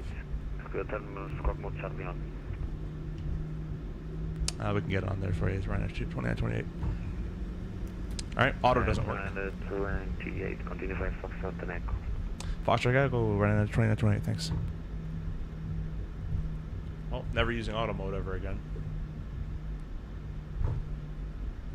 Eurowings On the tower, very good evening, Eurowings 9 Foxtrot Lima, on sea approach 35. Clear to land. With T5 gets land, Eurowings 9 for Kilo. Ryanair 2928, contact ground 11040, bye bye. 21040, Ryanair 2928, thanks. Alright, we'll switch over. Good evening. And we're on Echo now, obviously. We're gonna go ahead and do our flaps. Get all that kind of done. We're already re-brought our spoilers on up. Land lights can be turned off. Turn off lights can be turned off as well. Strobes can go off. Probes can go off. And we're just kind of chilling. What? I don't know. Probably the probes. Ground, it's Ryanair 2928 on Echo.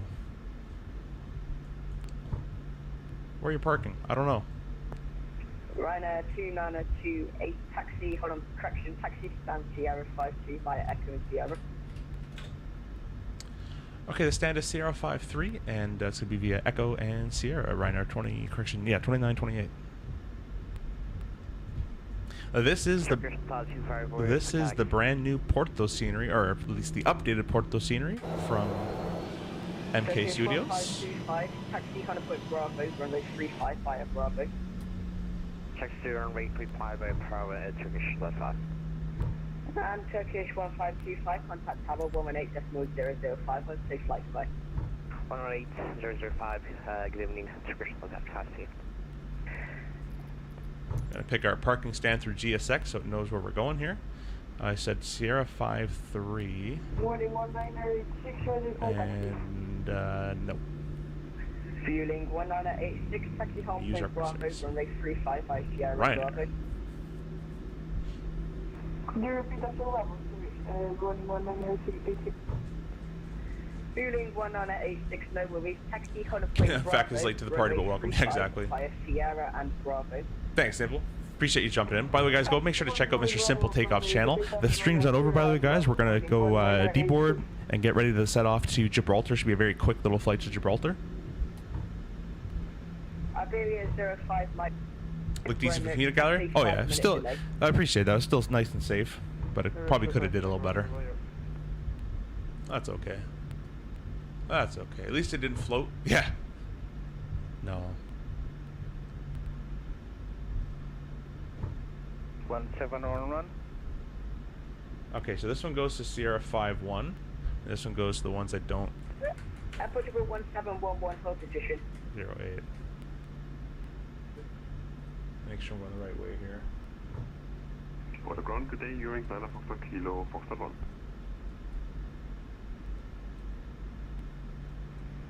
Eurowings 9 Foxtrot Kilo for now, taxi Echo, hold Echo 1. Taxi Echo, Hotel Echo 1, Eurowings 9 for Kilo. This guy gave me like the furthest parking spot ever. He didn't. Fueling 1986, contact tower 118.005. Have a safe flight, goodbye.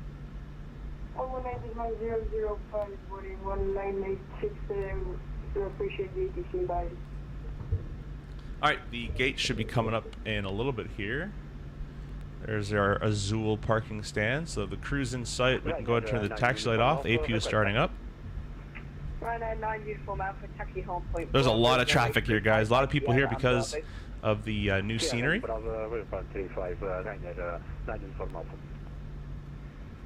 Portugal 1711. Here's Sierra 5-3. From your left to right. And we have the crew. Behind the traffic, pushing south of Prophecy, southward from 171.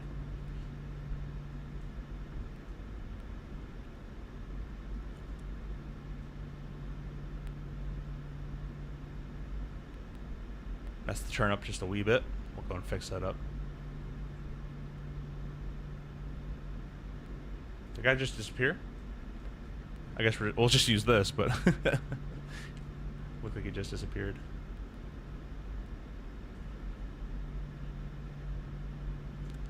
Alrighty, the APU is up. We'll bring it on the gen.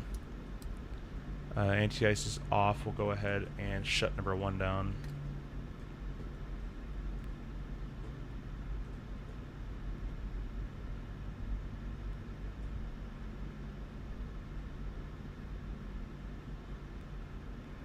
Ryanair 9 uniform don't know which one to follow. 18.005. Have a safe flight, goodbye. I guess I'll go with this one.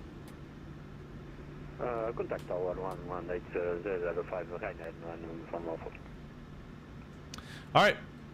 The parking brake is set. The APU is still taking the load from that engine.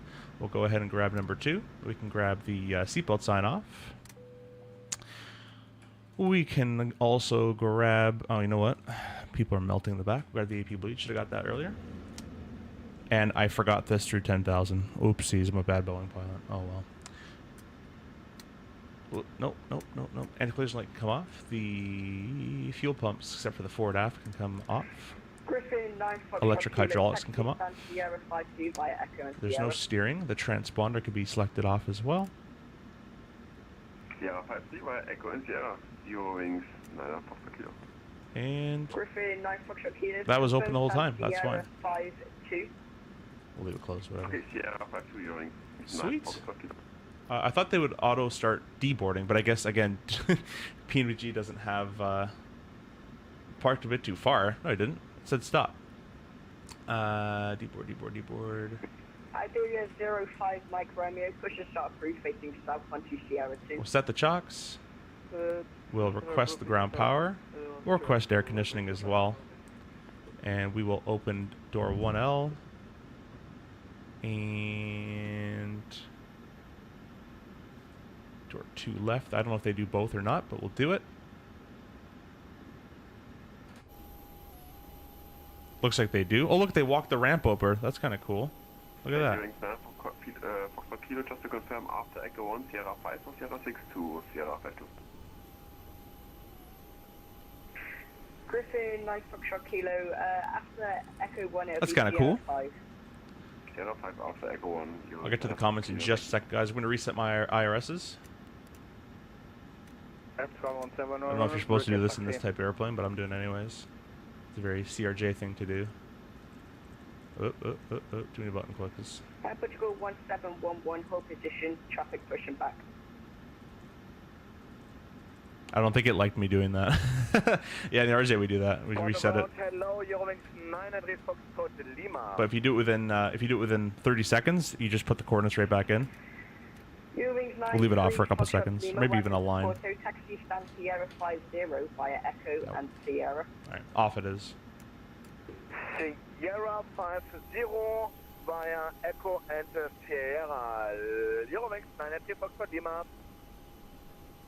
Looks like the ground power is hooked up, so we'll get the ground power, and the APU bleed can come off. APU can come off. Packs and ice look to be closed. Oh, closed. There we go. Actually, with ground air, I don't know. I don't think they need that ISO open. I'm not sure, but maybe we'll keep it open just in case the ground air needs to fluctuate to both sides there. That's all good. And the fuel pump can be turned off. I would like this to get reset. Nav. Alright, we'll let that fire up. I'll read you guys' comments while this thing deboards here in the beautiful Porto V2.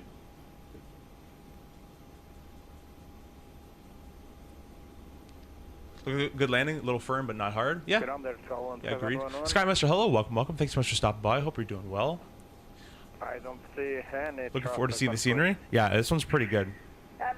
It's pretty nice. It's super busy. Pushing back, he's going on to Sierra 2.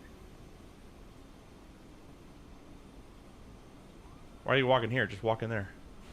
Porto ground, good afternoon again. D-line 7 Lima Whiskey, San Sierra 33, ready, push start. Thomas, welcome. Thanks so much for stopping by. You got Porto and hearts in the chat. Yeah, this is MK Studios Porto V2. We got a Eurowings parking here.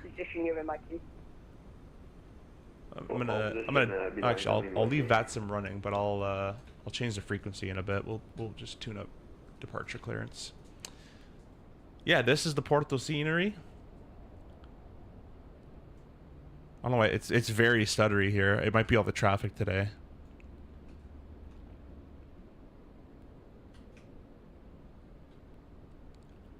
Very busy with Wizz Air. 2 Wizz Airs next to each other. It's gonna be a bit of a mess getting out of here. We got a Air Portugal A330 over there. But now we're gonna be on the way to. Stations, the new QNH is 1020. I repeat, the new QNH is 1020. Delivery out. Delivery out. We're gonna be on the departing to Gibraltar very soon. So don't go anywhere. Missed it. Did we have an in-character Ryanair special landing? I don't think so. I don't think it was Ryanair level. It's just, you know, I could have just handled a little better. It wasn't a bad landing. I just could have did a little better. Inside the control tower for sure. Yeah, we can go in there. We have proper approaches for Gibraltar. I think 09 is the trickiest. I've never landed in there, but we'll give it a shot. So I'm sure it's just a runway and a way to get to it. This is the bottom side here. Ryanair 9 Lima Papa.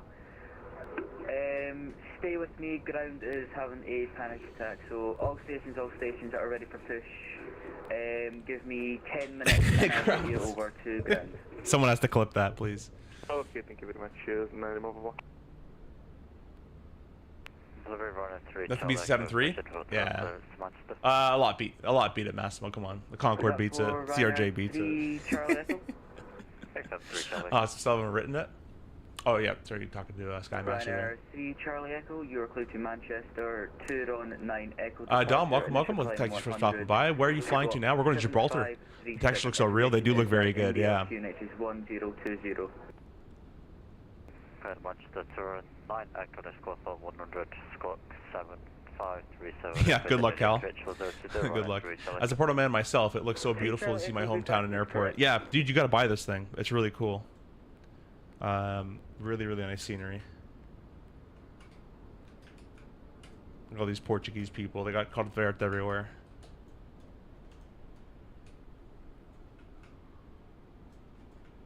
The heck is this? It's so buggy here. Yeah, it's a little laggy. For unknown reasons. Probably all the traffic, to be honest. But anyways, let's go back to our plane here. There we go. There's Hungry Boxes. Next page, GPS left. We'll throw that in here.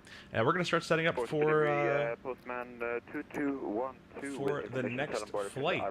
To Madeira. Postman 2212. You're clear to Madeira. Azimuth to Whiskey departure. Initial climb. So I'm just going to get the flight plan all filed out and filled out and all that kind of great stuff. Information is India and the QNH is 1020. Clear to Madeira with the Asmo 2 Whiskey departure. Initial climb via SID 100 and Squawk 2156. Information is India and QNH is 1020 for Postman 2212. Postman 2212, read back correct.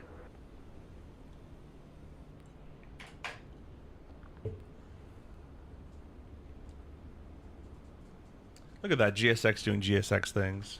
Look at the cars driving around.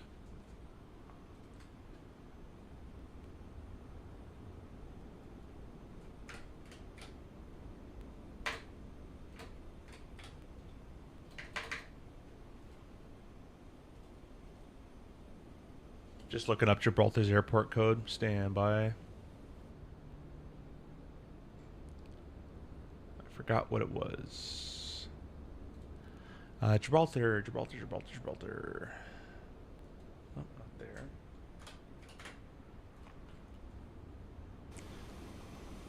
I'll get it eventually here, guys. We'll go look at the actual add-on itself. The airport code is LXGB. LXGB. There we go. It's about, actually, no, it's kind of farther than I thought. It's an hour and 35, so about an hour, probably 15 in the air. That's not too bad. We can go ahead and do that. Gonna generate that flight plan. Hopefully by the time we get out and ready to go, all this mess is, everyone's gone. We'll pre-file the flight plan as well. And we're going to take a look together at the charts.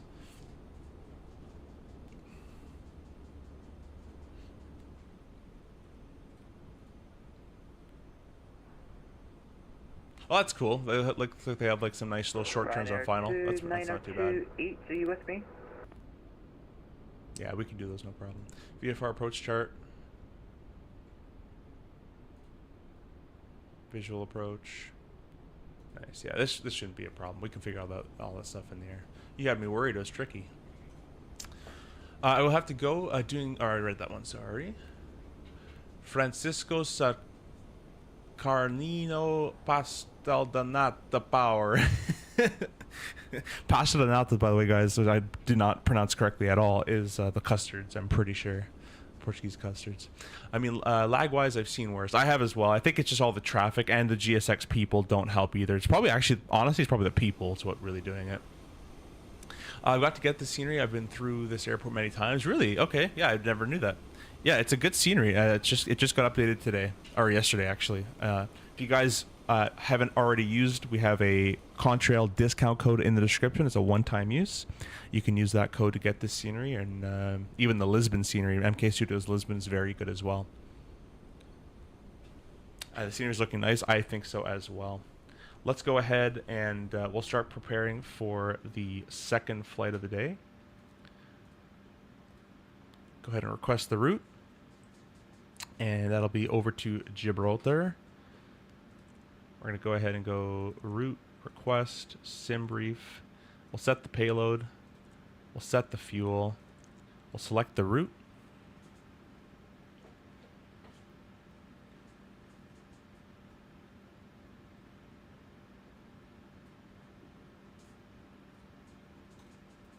And it's going to come up with route uplink ready in a second. There it is. We can press load.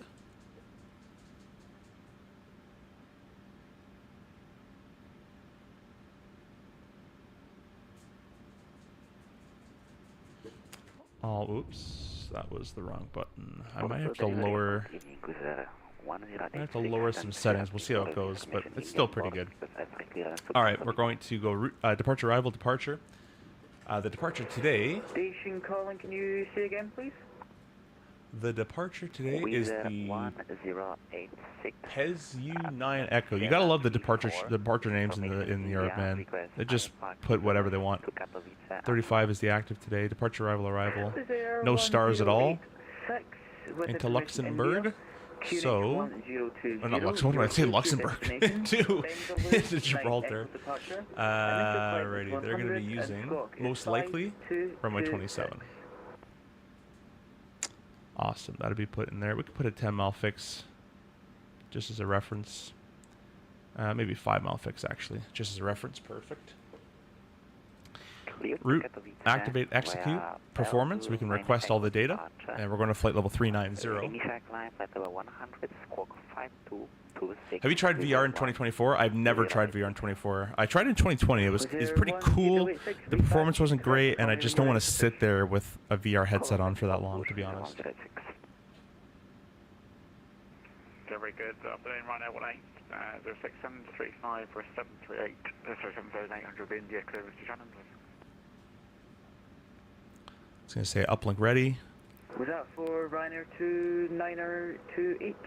Negative, Rhino 1806. Oh, you know what? I probably should choose a different call sign. I just kind of filed it right away. We're going to be my usual call sign, which is 1333. You are cleared to your deck. We're going to disconnect from VATSIM. We're going to, we just filed the flight plan, I'm pretty sure. 1333. Pre-file. Let's make sure I did that. Do it again. And connect. All right, now we're back online VATSIM. I don't think it wants to request anything, so we can just type it manually. 390 and 0 fuel weight will be plugged in there. Get the new flight plan. 806.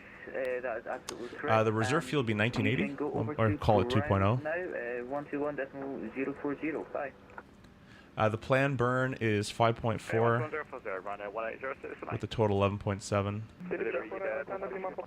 That's how that works, right? Or did I do that wrong? Let's see. We should be. Is 4 and the other station calling for clearance. Yeah, that looks like that worked properly.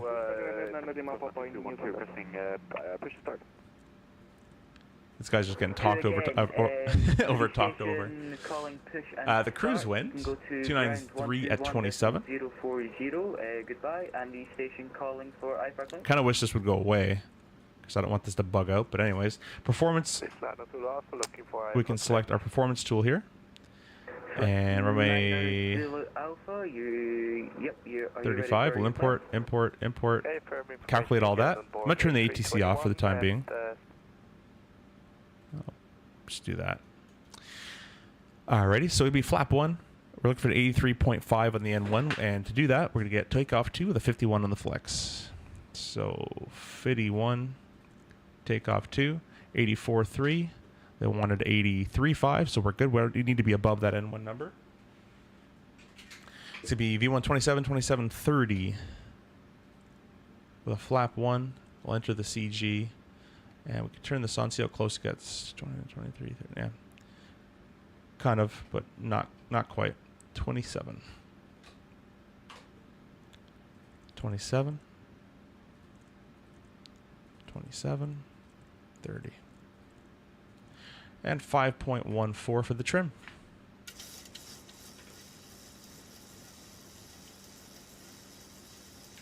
Perfect. We're going to go ahead and request clearance. Home point Charlie, runway 35. Although it's kind of busy.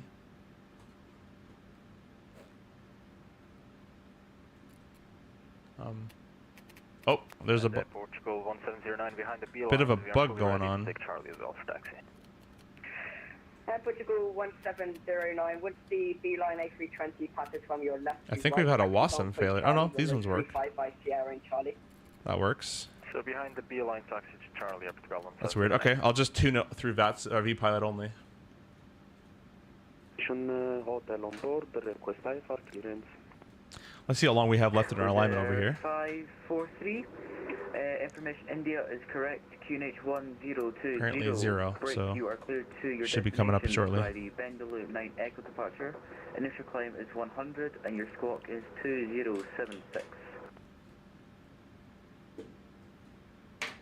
Alright, our departure is called, just so I have the name kind of in my head, the PSU 9 Echo. Clear to destination by Beld 9 Echo, initial 100. Now we would start boarding up at this case, but I'm... Oh, GSX fully failed too.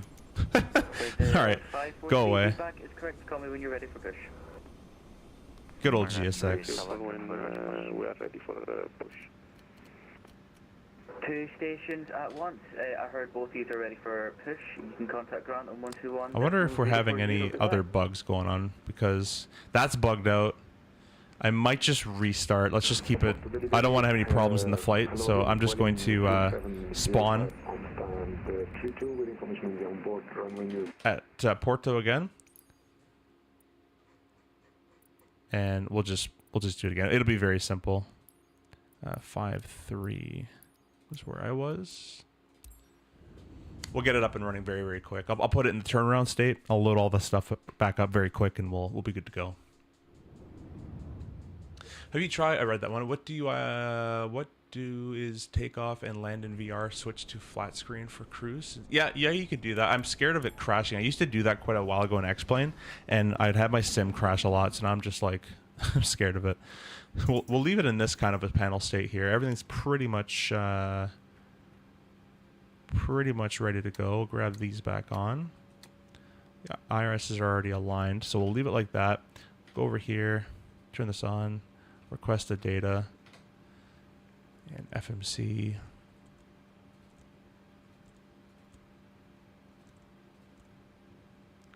Cool. Set all that stuff up. Get that going. We're still connected to. Oh no, we're not. Let's connect back to VATSIM. Departure chart wise,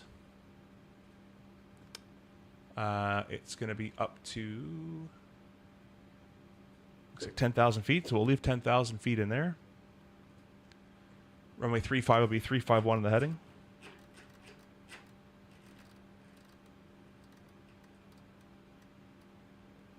And the V2 was 130. We'll call it 140 plus 130 plus 10.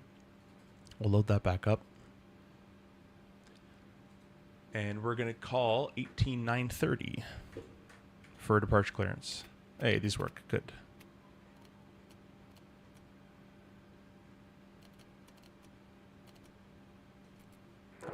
Same with you. You can contact ground on 121.040. Goodbye. Contact ground 121.040 is Wizz Air 543. Thank you. Bye bye.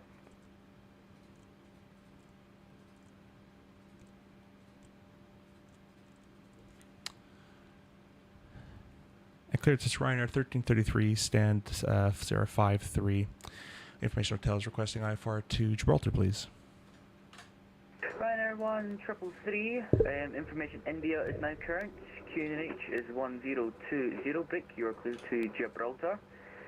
Peslu, 9 Echo departure, initial climb 100, squawk 1161. Okay, we're cleared to Gibraltar. It'll be the Pezu 9 Echo departure up to 100. Squawking 1161. Ryanair 13333 or 1333. Thanks. Try to be cool. Ryanair Didn't work. 1333, readback is correct. Call me when you're ready for push.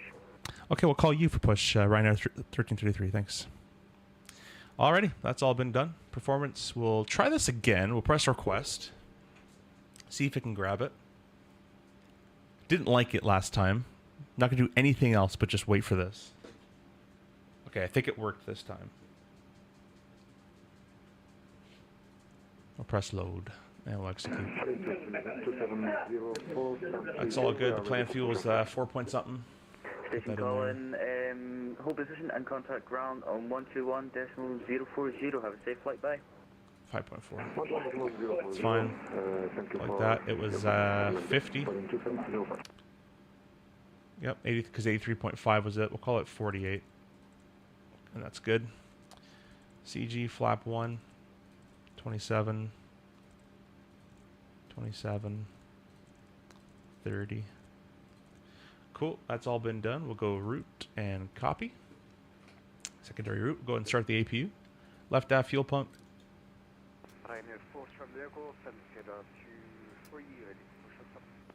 Go ahead and press start on the APU. 3 Charlie Echo, hold position and contact ground on 121.040. I'll give you some sounds outside.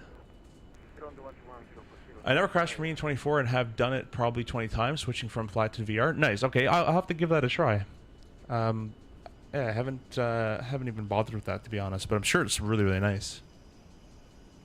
How's 700 now that you have done a couple of flights? I'm tempted to pick it up. If you have the 800, don't pick it up. I have it because I'm making content for you guys. It looks a lot better, but the 800 is going to get that whole fancy textures back as well. They didn't do anything else to the flight model or anything. It just looks nicer than the 800 right now in terms of its texture quality. Now, if you just really, really want to, buy it, fill your boots, go ahead. But if you're just tempted by the textures, just wait for the 800. It'll be more than fine.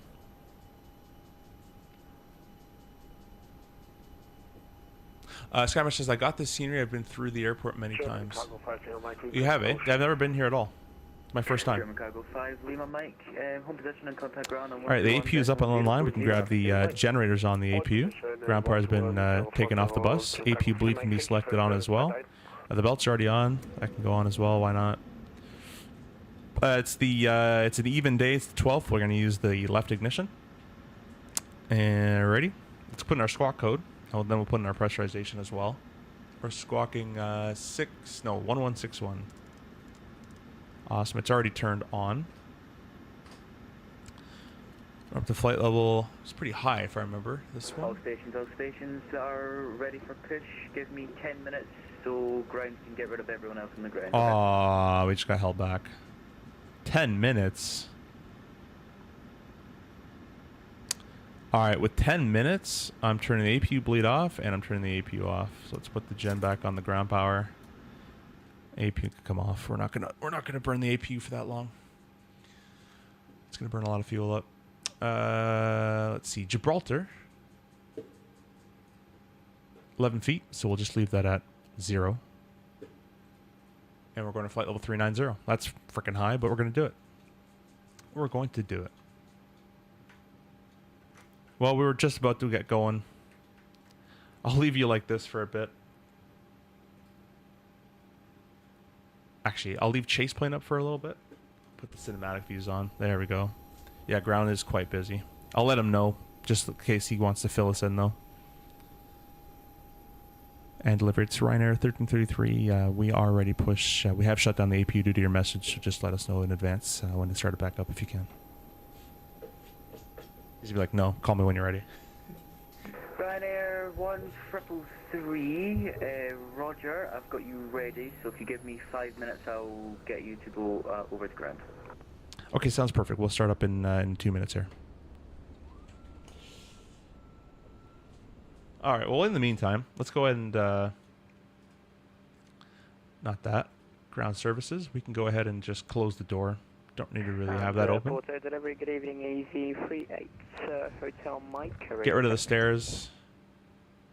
Easy 38, Hotel Mike, read Relic 5. Keep that on. We would keep the ground air on because it'd be freaking hot. We're going to arm all the doors. Close all the doors. Arm all the doors.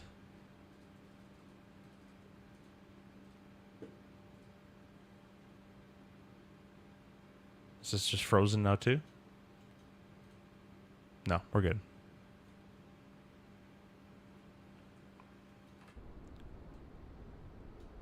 All stations who are ready for push and start can now contact ground on 121.040. I will repeat.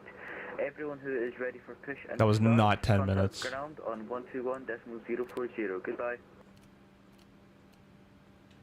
There we go. 2Jet 45. Just to make Close all. Close all. Yes, good. When it's easier for you, then no problem. Taxi, Alright, we're just going to manually do them. Jet 45. Sierra, no problem. Or not.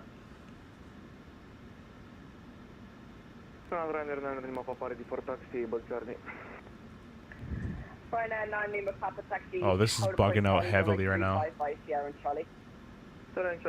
there we go.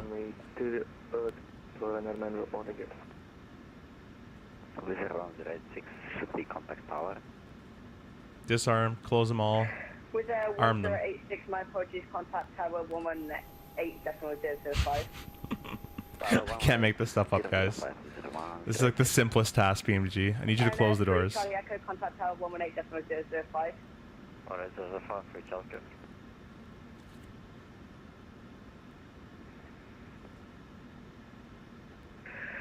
Postman 2212, contact tower 118.005. Let's release the air. Charlie. Let's get the AP back on the bus. Charlie and contact tower 118.005, Postman 2212. Have a nice. And the bleed's on. Packs are auto as well. We can go and just remove the chocks completely. I really appreciate if you can close the doors. Would really love that. Okay, that one's closed. Hey, that one's closed. Sweet, awesome, cool. Maybe it was my fault. I don't know. I don't think so, but I'm gonna arm all the doors. Perfect. Let's do the rest of this. So we're basically ready to push. Let's get the GSX connected. November Juliet, Echo 44, you're under 60. Push start. Whatever. Ryanair. Be pushing nose to the right most likely, because that's where everyone's going, and that's the runway 35, so that's what we're going to do. Our flight directors will be armed, LNAV, VNAV, and the auto thrust is armed as well. Portugal 34 Yankee, taxi Echo hold Echo 1. Throw the beacon on. And the transponder to transponding. Echo 44, you're under 60.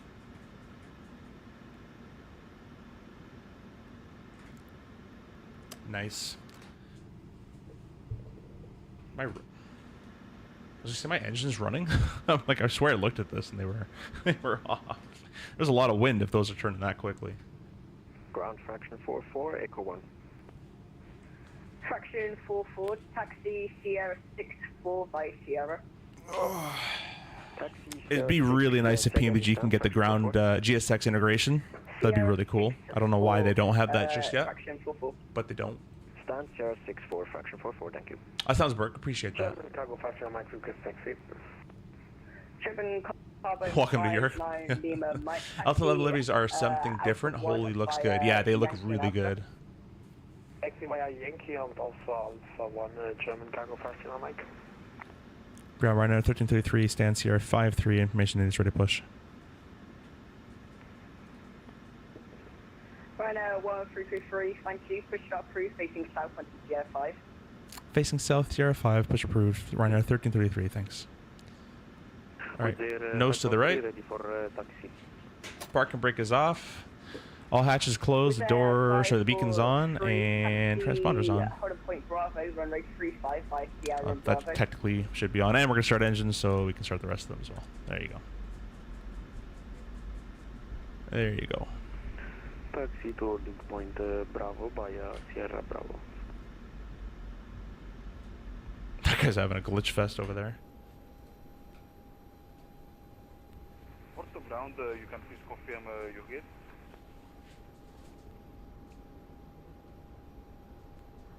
Alright, let's go ahead and start them up. We're going to start number 2. Portugal 34 Yankee standby. Oh, I'm being, wow, I'm just done. I'm just done here today. Packs are off, APU bleeds on. Just go around it. And we're starting to. With the 543, sorry, can you say again? With 543, go around the traffic on Sierra 3 and then taxi home point Bravo. I thought he was going to hit me. By Sierra and Bravo. Never got a firm number, 23 or 25. I do 23 in the 7-3. I don't know. Taxi by Sierra 3. Doesn't matter a whole lot. Bravo. With Sierra 543. Portugal 34 Yankee, expect stand Sierra 4. Interesting push, but I guess it worked. Yeah.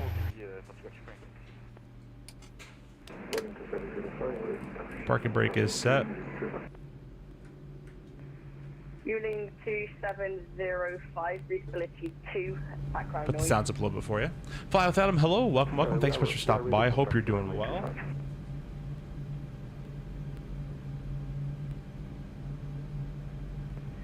Fueling 2705, once you are clear of the wind. Start a cutout, we can start number 1. A320 in front, taxi on point Charlie, runway 35 via Sierra Charlie.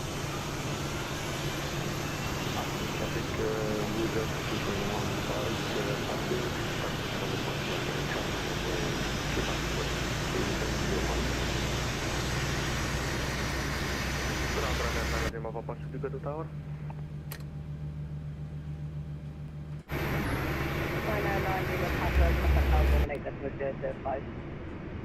This is the view I get when I press tower view. I don't know why it put me so far away.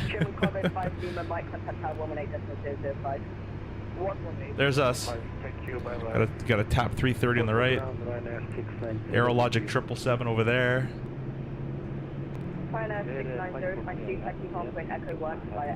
Nice and busy. That's where Vadsum shines. Tower freak will be 18005. We'll go and just tune that in now. Ryanair 690, taxi via Echo. We had to start our cutout, so let's get the engines on the gens. AP can be shut off, ignitions can go to continuous. Our probes can come on, our hydraulics can come on, packs back to auto, isolation valves auto, AP bleed is off, please, thank you. And auto brakes is RTO with the flap of 1. With the Sierra 3, but I can't, I have traffic ahead. With 543, you can go around them, but for now, hold position. Fueling 2705, expedite taxi, on a point Charlie, runway 355 Sierra and Charlie. This is funny. There's just a whole there's a war going on right now. Porto Ground, runner 690, can you repeat for me the stamp? Ryanair 690, I'll give you expect stand later on, but for now, taxi on a point Echo 1 via Echo.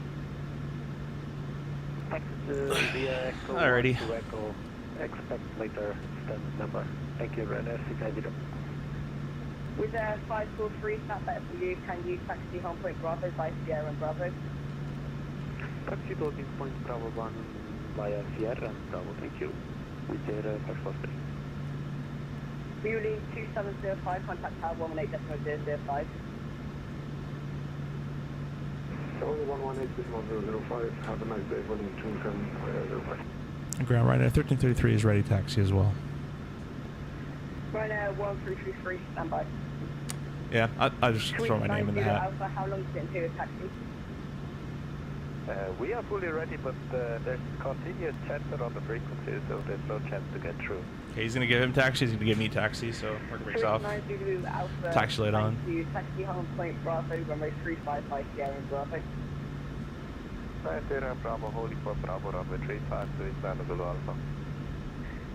Ryanair 1333, follow the Swift A321 in front, taxi and holding point Bravo, runway 355 Sierra and Bravo. Following the Swiss Sierra Bravo and holding point Bravo, it's runway 35, Ryanair 1333, thanks. Awesome. Well, we're on our way, guys. We're finally on our way.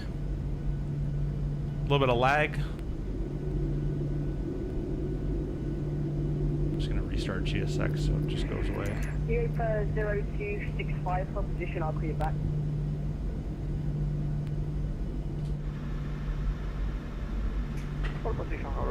Hope you guys like when it's super, super busy on VATSIM. It always is kind of fun, I think, anyways.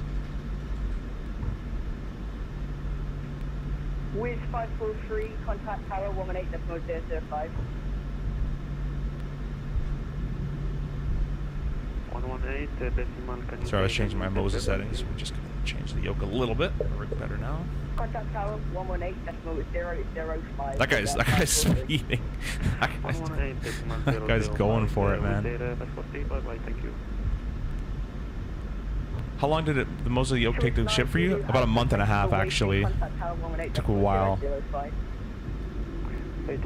Yeah, Bert, the audio one does sound a lot nicer, in my opinion. Ryanair 690, taxi stand Sierra 38 via Sierra. Sierra stand 38, Sierra 38, Ryanair 690. Alpha 71 Bravo, no vacation, 35. Alpha 71 Bravo, second stand Sierra 5 Taxi Echo Home, Echo 1, expect Sierra 53, contact 71 Bravo. Ryanair 1333, thanks for your patience, contact tower 118.005, have a safe flight goodbye. 18005, thank you so much, Ryanair 1333. Alright, we'll make the switch, and we're going to get departure ready to go, which is 2910.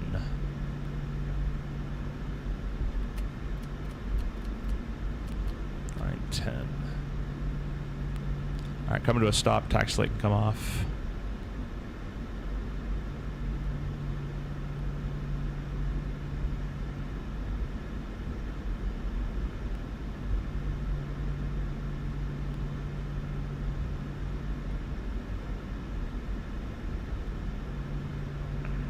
There 543 at audio point, Bravo, ready for departure. There 543, continue holding point Bravo, number 6.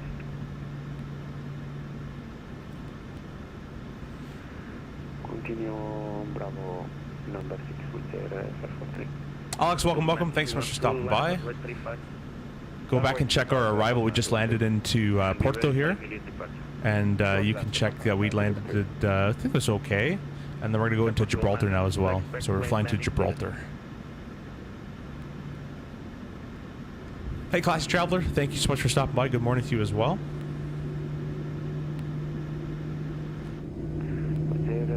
Are you sure I am number 6?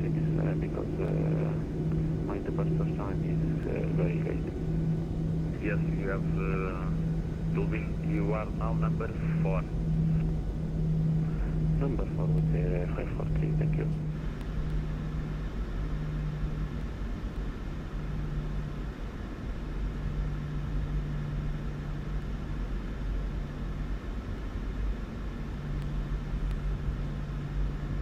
And then Papa switching to approach?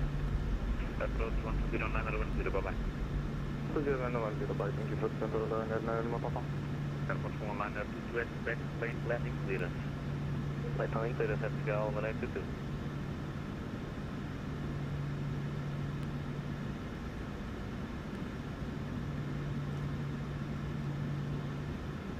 Postman 2212, wind 320 degrees on 7 knots, gusting 7 knots, runway 35. Here, take up 35, Postman 2212. So we can go do some airplane spotting.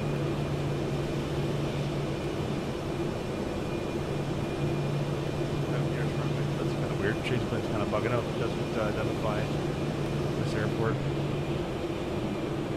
Got a nice 777 on the roll.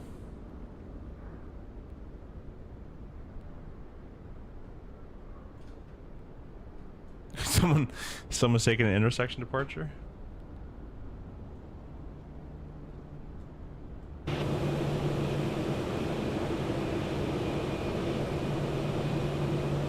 There he is. Got a 320. Air Portugal 320 on the arrival path there. We'll go set up to see him. That's not a 777. Sorry, that's an A3. Looks like an A300. That gross, ugly thing. Look at it go, flapping its spoilers at me. PMDG has a weird bug where if you're not looking at the PMDG's direction, the sound stops. See that?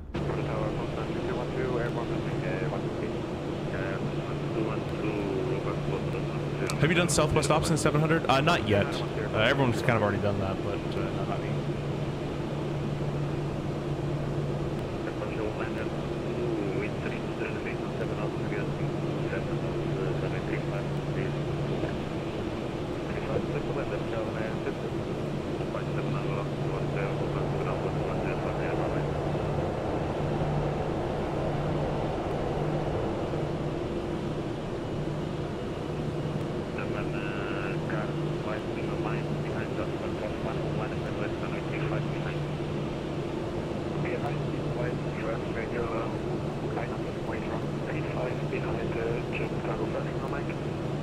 So the triple's going first. See how the sound stops? And it glitches too. With that sound bug.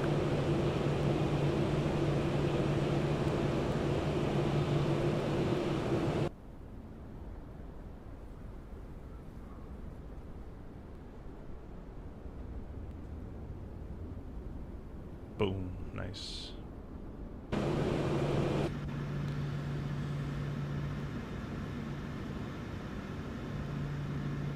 They fly into the small airports. Nice, nice. Yeah, they do. They do operate some cool little routes.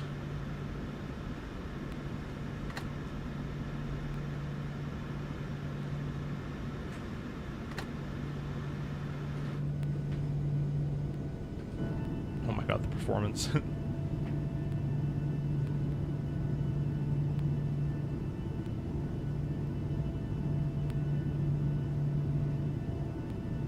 Cargo being 5 Mike, wind 320 degrees, 17 knots, gusting 27 knots, runway 35, clear for takeoff, bye-bye. Runway 35, clear for takeoff, 7 cargo 5 Mike. Airport 902, contact ground 120. Well, we've been sitting here for a while. Our min brake fuel is 11,170. We're already under that. I don't think that uses this. Yeah, I don't think it's in brake fuel. 705 after the traffic line at the west. Yeah, we're still got fuel.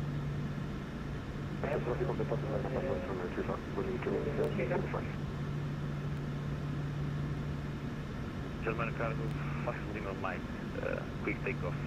Contact approach 120910, bye-bye. 101910, I don't know why, German cargo, 5 Lima Mike, thank you.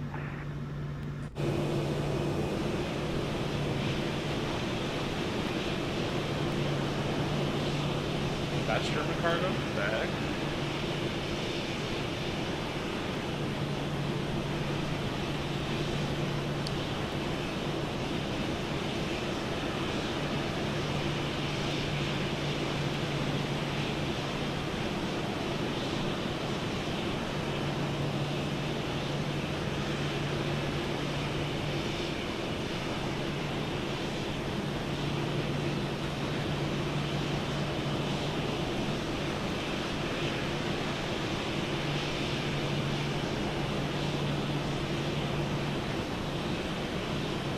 Point in my flight sim journey around now when I kind of regret doing 2 flights in the same day.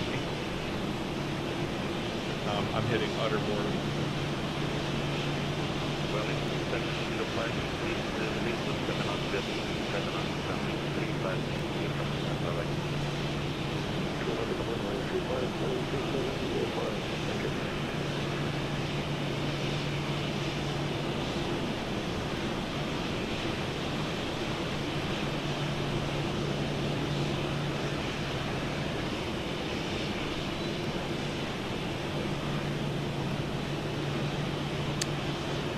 Any Blackspire aircraft? I think I have their Kodiak. I think.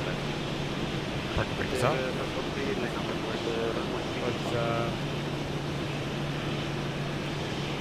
But I don't do a lot of the prop stuff usually.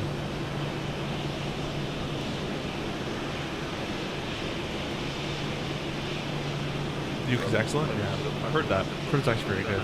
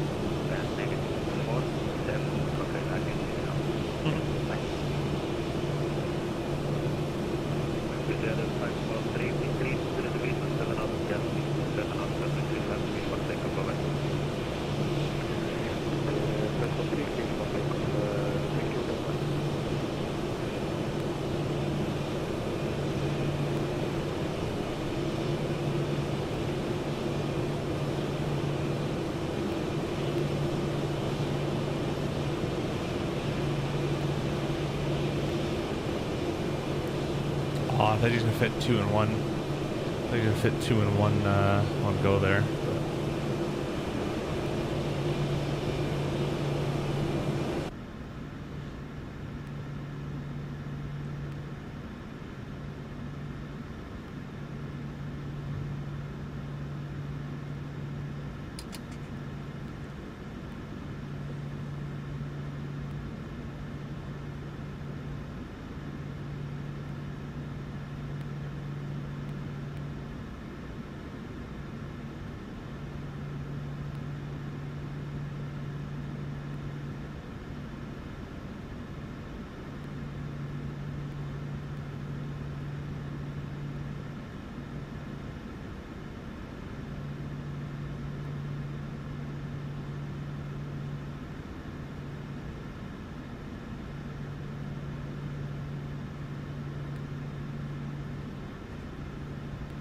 German Alpha, wind 320 degrees, 17 knots, gusting 27 knots, runway 35, please go for takeoff. Runway 35, clear for takeoff, please land at Zulu Alpha. Air Portugal 11, expect late landing clearance. Expect late landing clearance, Air Portugal 11. That took a long time for them to line them up. Could have just lined them up when the guy launched. Whatever, park rig off.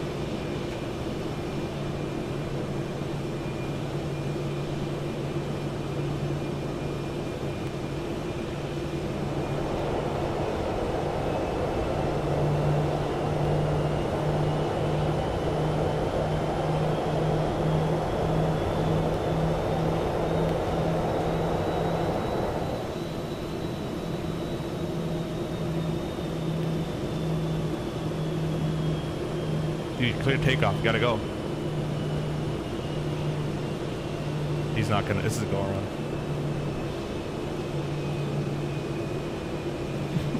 Clear takeoff means line up, go.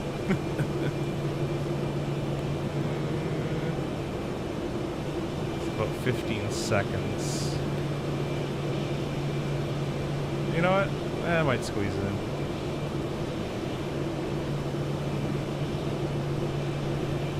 Oh, that's nuts. What? I was gonna say, what?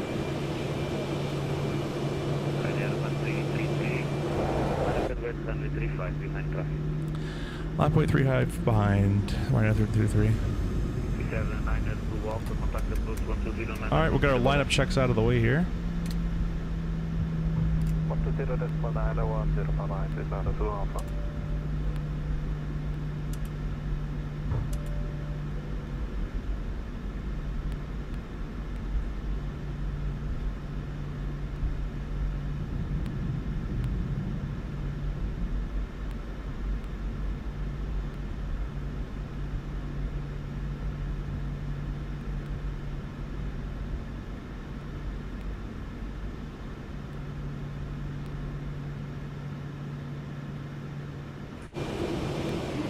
Kind of lined up.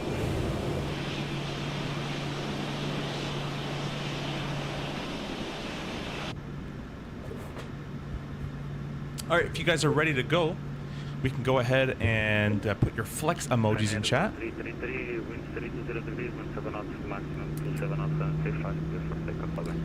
Clear takeoff 35, right now 333, thanks. All right. Toga. Oh, there we go. We got N1 Toga. Thrust set. 80 knots. Let's check. V1.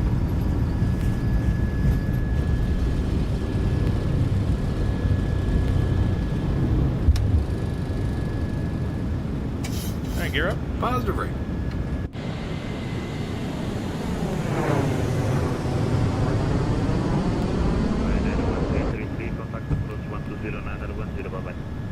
Over to approach, right at 53, thanks.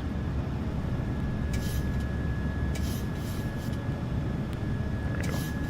We get the autopilot all nice and configured here. We're going to go over to approach. Autopilot engaged. Fourth approach, right at 3317, climbing flight level 100. 1333, port below, item 5, continue climb, level 24. I think it broke up there, but continue climb 240, was it? Right at 3333? 1333, apron, continue climb, level 240. 240, right at 3333, thanks. Follow lap 0. 240, second confirmed. Get our lights off there. Gear up and off. Auto brakes are off as well. Direct Pezul, right at 333. There we go. Direct Pezul, right hand turn. Execute that. And away we go from Porto. Bye. Beautiful scenery around here. Looks gorgeous, doesn't it? Looks gorgeous.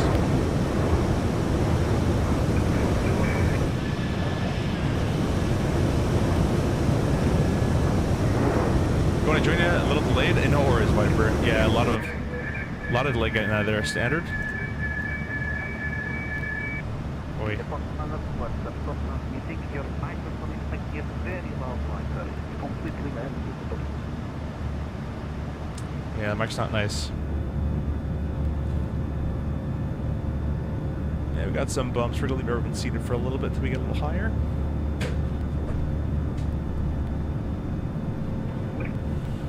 Yeah, nice bumps going on.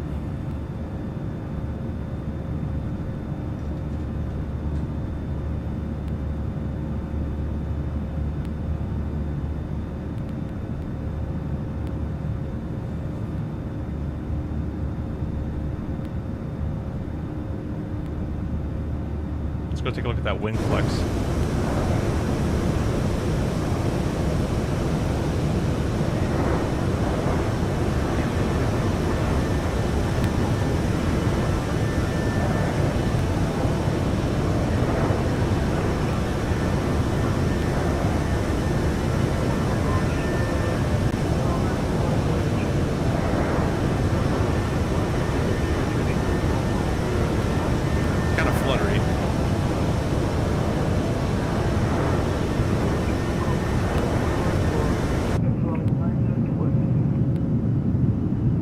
Through 10,000 feet. Yes, we are.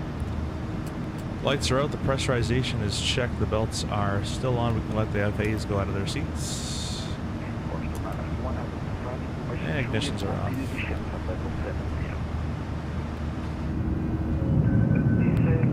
There's Porto Airport there. MK Studios Porto going in the back of the scenery. Yeah, not bad, Bert. It's not bad.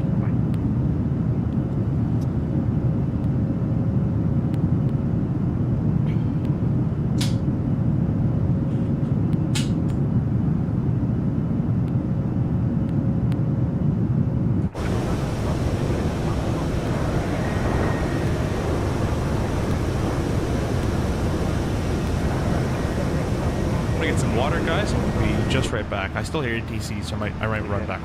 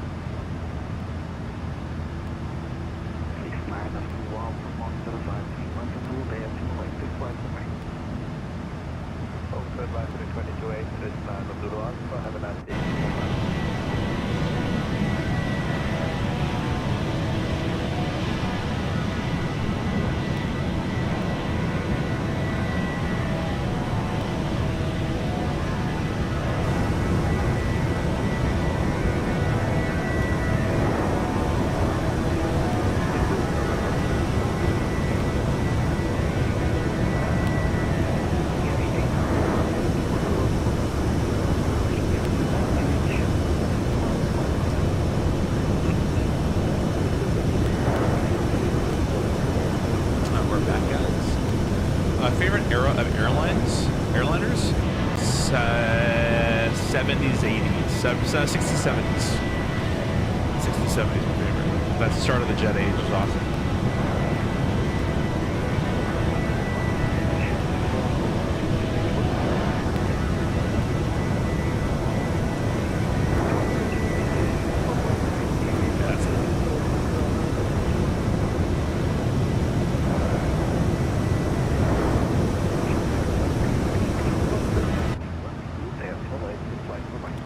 Advisory right now, 353. Thanks. Have a good rest of your day. Awesome scenery now.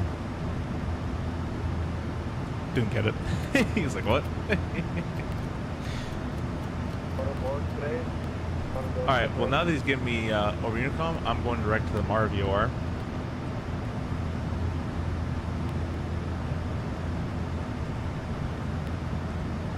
Just kind of clean all that up. Let that go a little faster.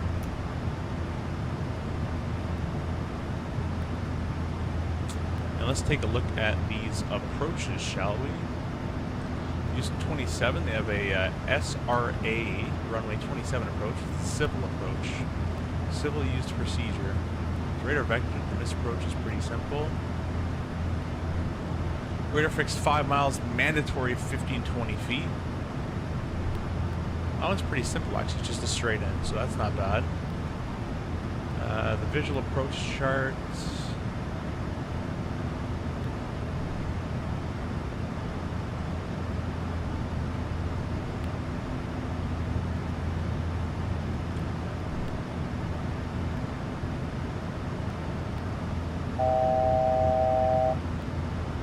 Let's keep going up. 390. Set confirmed. Put you on the GoPro view. Looks not too bad. Vision's extreme on bad.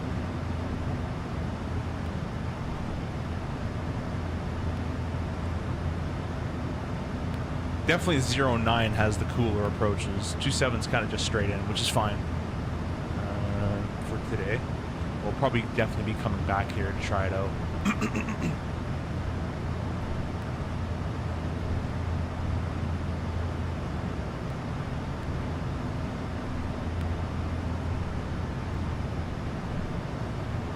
Looks like they have some wind charts. They get some downdraft, but close to the runway, they've got actually an updraft, so kind of ride the wave, kind of like the burble on a carrier, basically. Whole runway subject to turbulence. That's kind of the fact anyway, really. That's just lawyer speak for if you crash, we told you. Yeah, it doesn't look too bad. We'll be doing the Sierra Romeo Alpha approach into runway 27.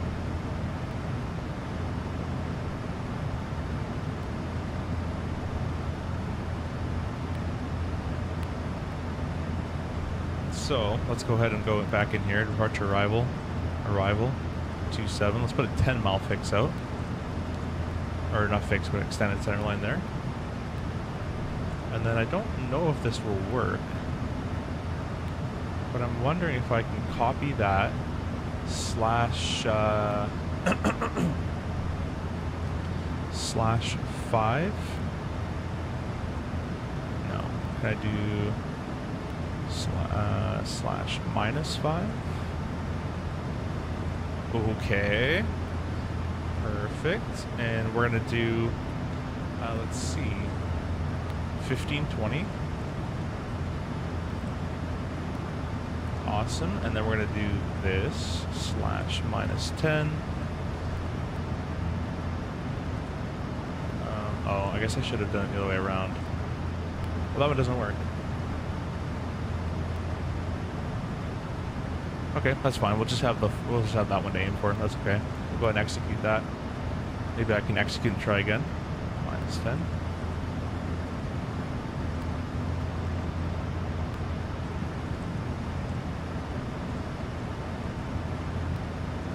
All right, that's fine. We'll do a -5 at 15-20. So that's all kind of loaded up for us nicely. Just a little visual cue. And the FMS can actually fly it as well. And then it looks like there's a point called the Yankee at a 3-mile fix. Yankee. I don't know if I'll be able to type that in. It's a little long. Yeah. That's how it's spelled.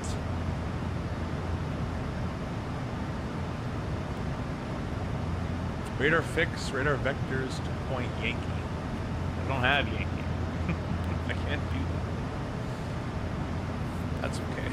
That'll be more than fine. Great should stream more of that era. Yeah, I mean, we do a lot of 727 ops, right? And then technically this airplane, this airplane's from that era. This is a little updated, obviously, since then. But yeah, when the 747 100 and 200 comes out, I'm going to be in that quite a bit.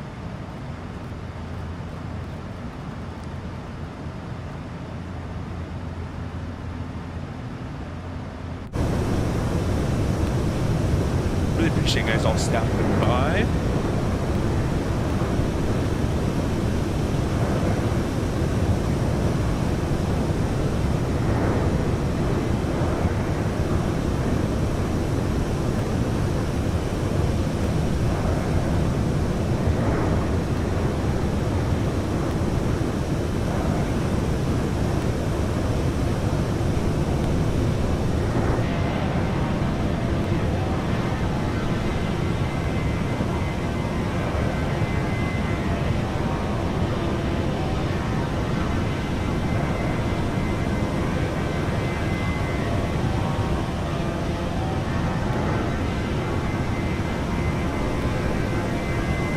another GSX update that just came out. Apparently adds push-in towing and gate-to-gate transfers, which is kind of cool. Why I'd want to wait for that. I appreciate the streams. Do I learn a lot about the NRC just watching? It's always been easy for me and flat and broken computers. Yeah. Yeah, it's a little, you gotta kind of be a master of all with aviation. Or sorry, not master of all, but have your toes dipped in a bunch of little different stuff.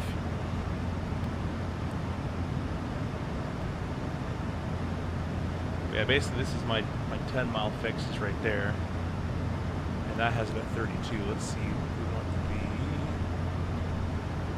should have an altitude there, but I like, yeah, 32 would be just fine. 200 knots, yeah, sure. It's fine. And that 5 mile will be about 180. I'll do 170. Okay, great. 170. The RJ's smart enough, you don't have to put a slash, but whatever. Throw it in there.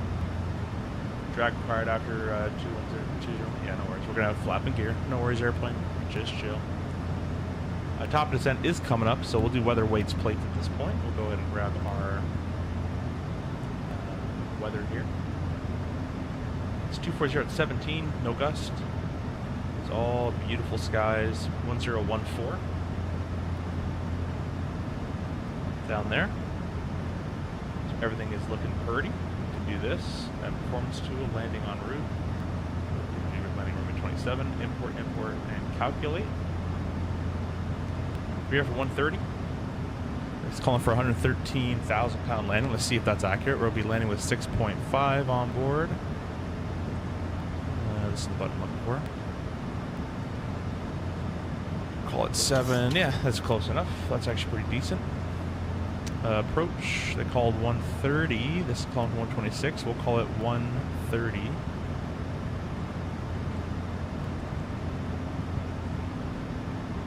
Plus the actually, we're doing flap 40 on this runway. So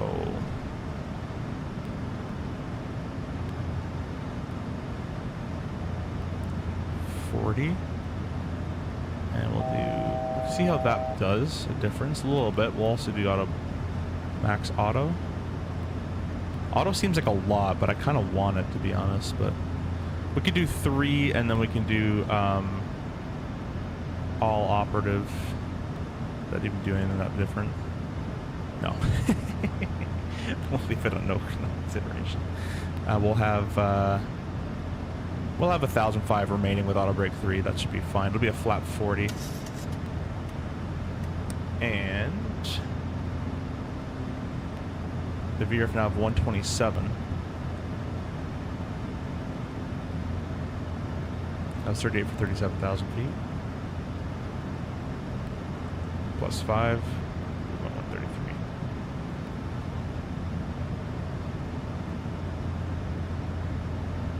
Alright, I'm gonna let it. There's VNav alt, and we're gonna go all the way down now. What? You wanted me to reset it, and I reset it, you didn't like it, huh? VNav. I'll let it kind of get stabilized, and I'll let it pass top of climb, and I'll do it. How about you reset your MCP altitude? Anyways, it's all good. That's all figured out for the time being.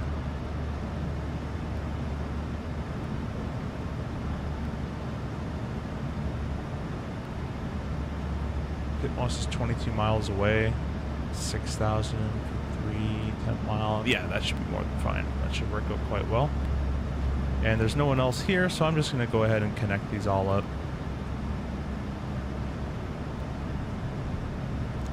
Descend. Let's do /300. Nice and quick.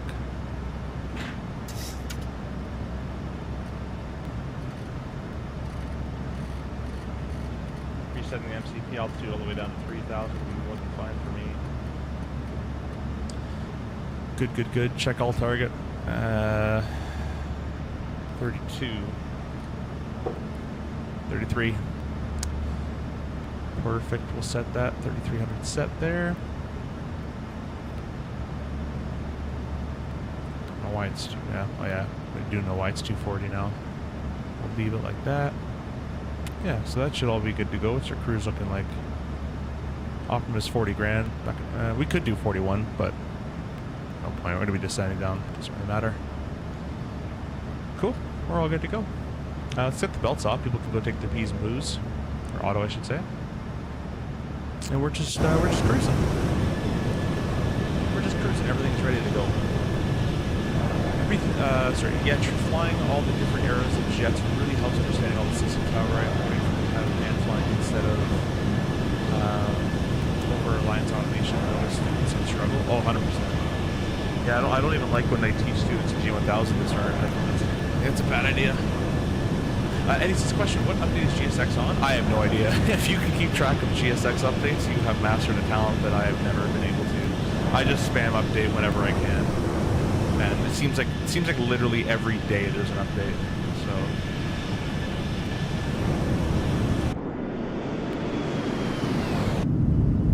why are my boards up?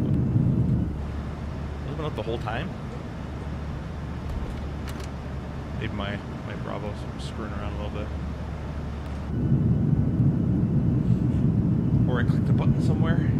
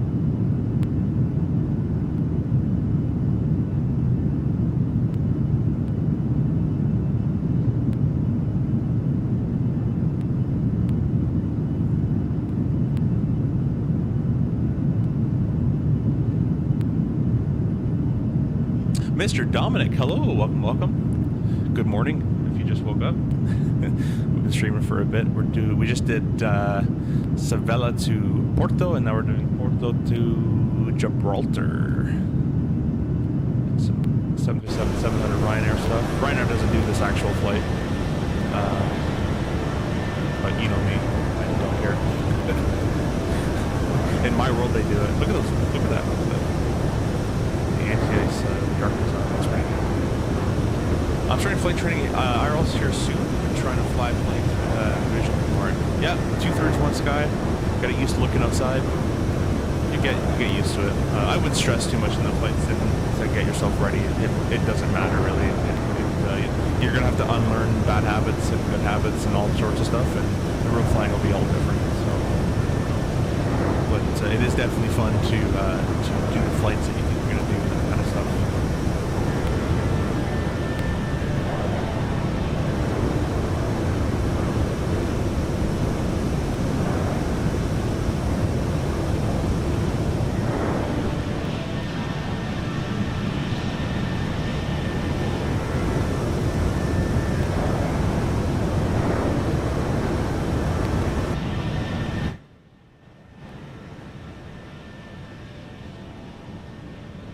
Last year's update was up April 11th, 2026. I'll post it into the Discord. Sweet, thanks so much. Yeah, yesterday. There might have been one today, no?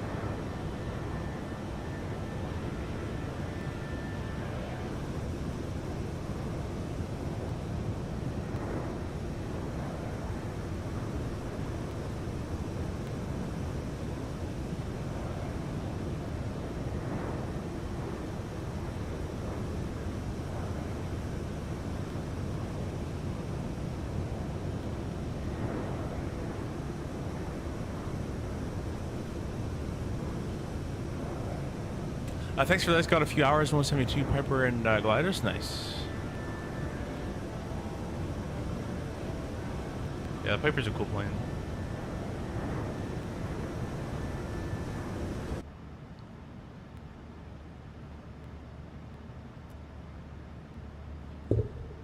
All right, nicely coming up on our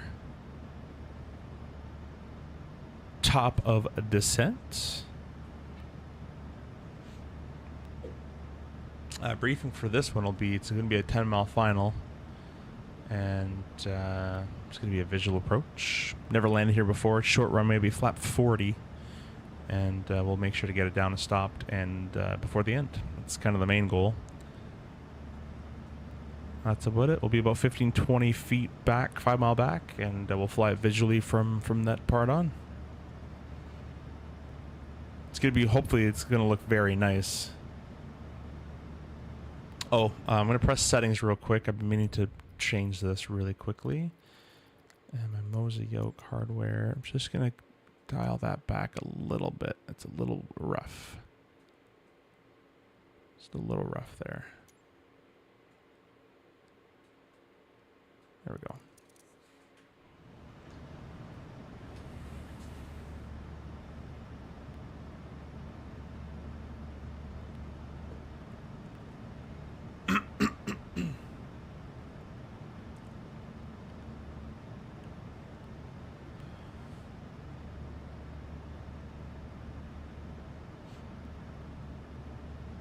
Because, well, we're going to go direct Orgo. Execute that. There we go.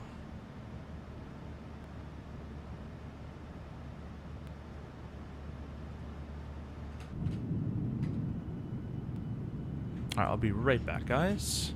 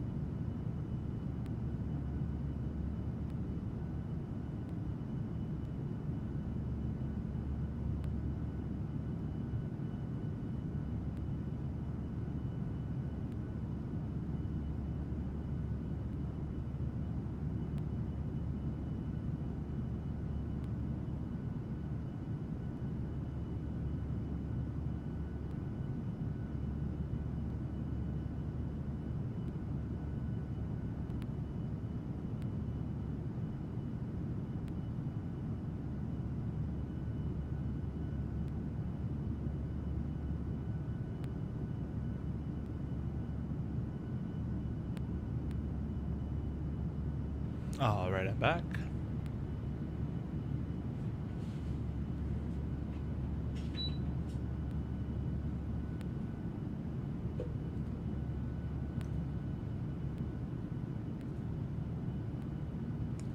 Appreciate the subscriptions, by the way, guys. We got up by a couple there, so thank you so much for that.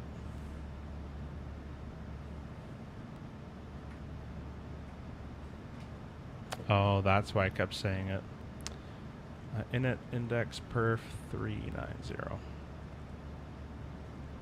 There we go.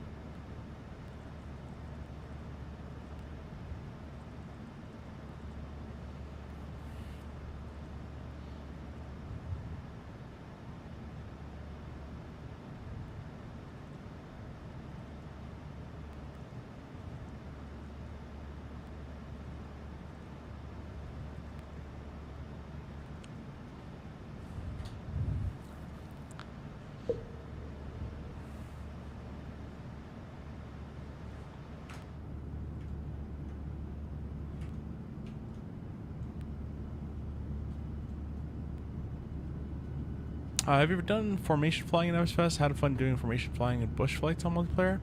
No, I don't have done that either. I've done obviously the DCS formation stuff, but I think I've flown a couple times with people, but we weren't like in a formation. We were kind of just flying around and just hopping between different airports in the Papua New Guinea kind of stuff, which was fun.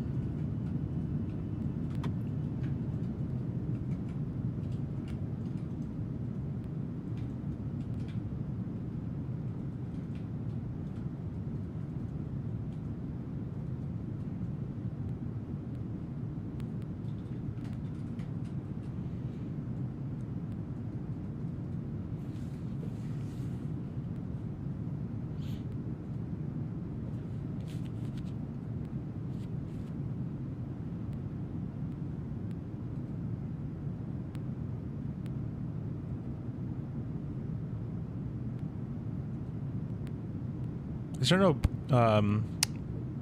mood lighting? That'd be kind of cool.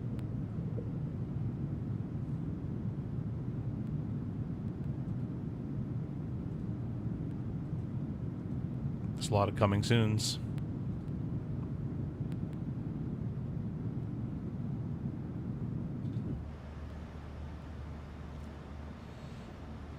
Can't make coffee. Oh, you know what? Funny you say that. This one does work. Doesn't make coffee, but where'd it go? There's one of them you can press. You could do the water.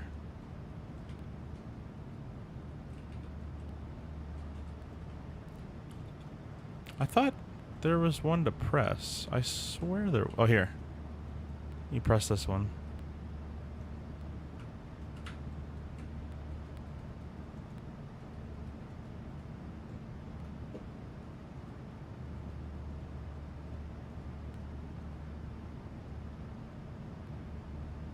Nothing.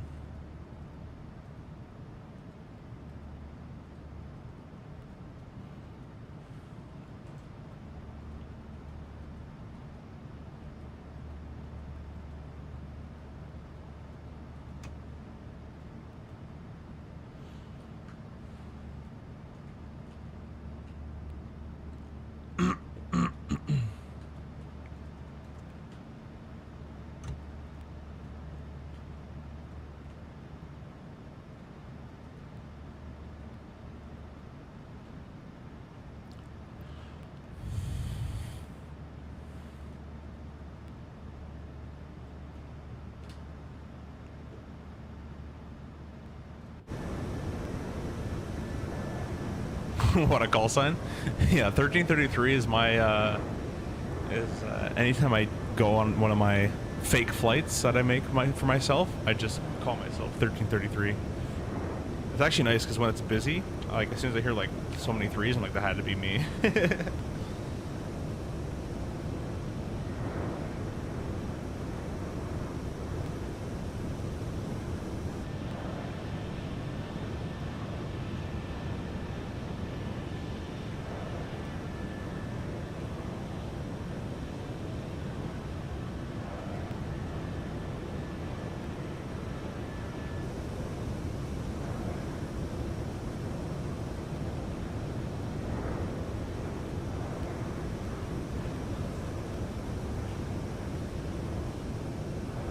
This looks good. Is that dude still occupying the lavatory? He doesn't say anything, but I think that's because the Boris sound pack might have broken it. But yeah, no, it's completely locked off. I can't go in there.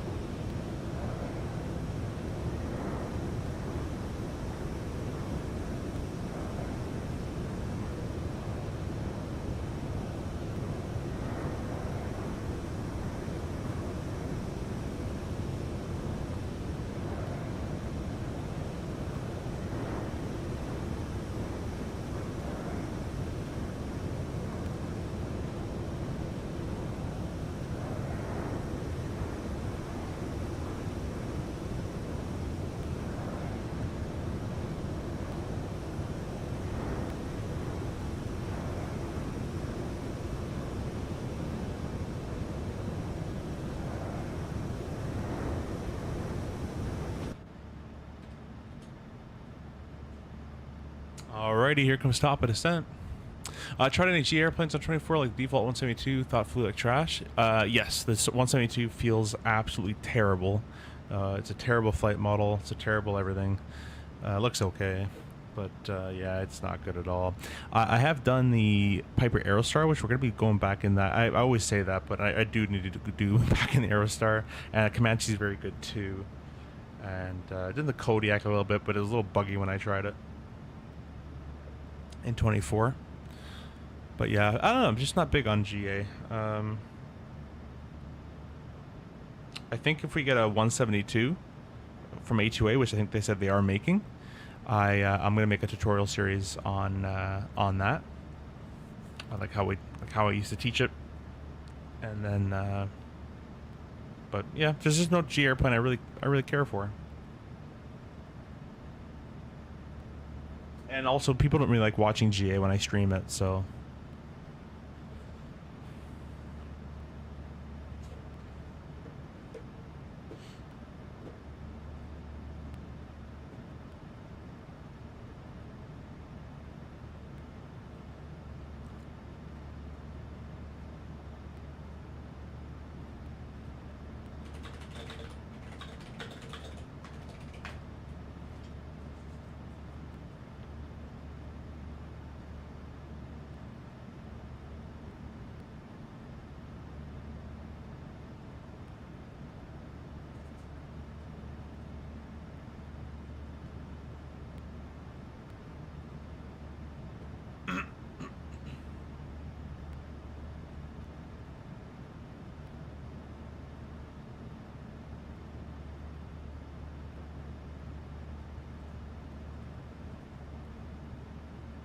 Oh, I'm being dumb. Wait, no, I did lower the altitude. Just didn't want to go down.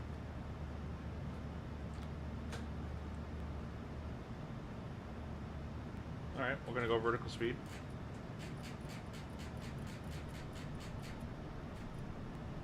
Let's start with 3,600 feet required.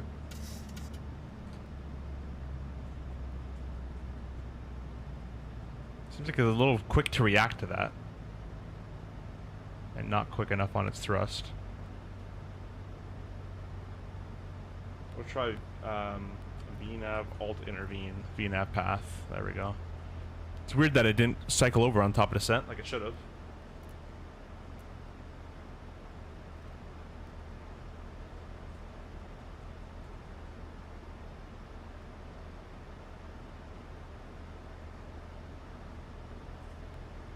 There we go. VNAV speed, and it's going to say VNAV path. I assume, somewhat. Alright, now we can start flight recorder.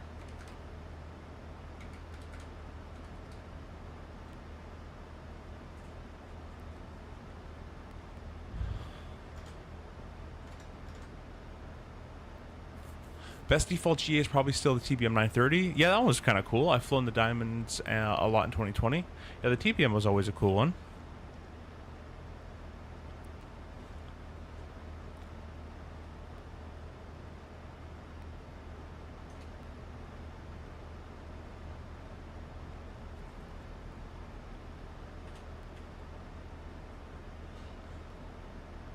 Really appreciate all the likes, guys, by the way. If you guys haven't liked the stream, be sure to do that.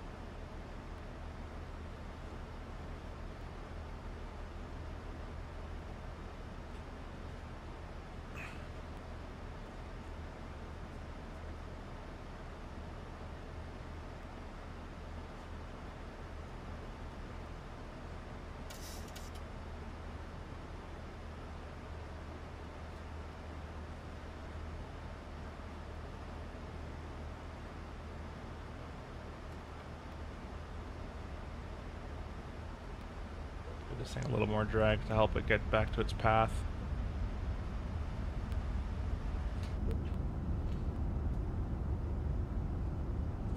Do you have any tips teaching someone who came from fly-by-wire aircraft trying to learn other jets, like F-18, F-4 was trying to teach someone and was kind of struggle basic pitch power?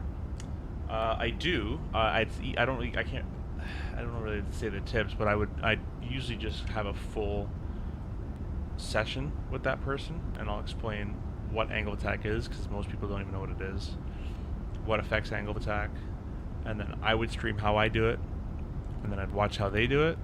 As long as they do the same technique, it usually works out quite well, because the Hornet flies itself, basically. There's VNAV path. Spoilers are retracted.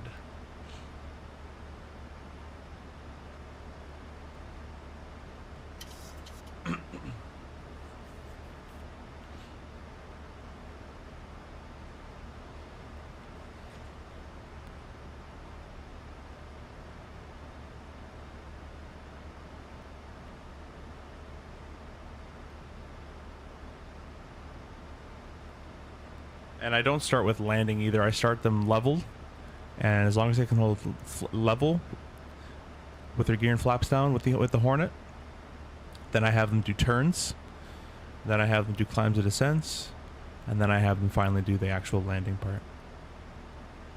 Greetings from Lucky. Welcome. Thanks so much for stopping by. Just came in after working on the yard for the first time in this year. Oh, nice. Yeah, it's getting warmer outside.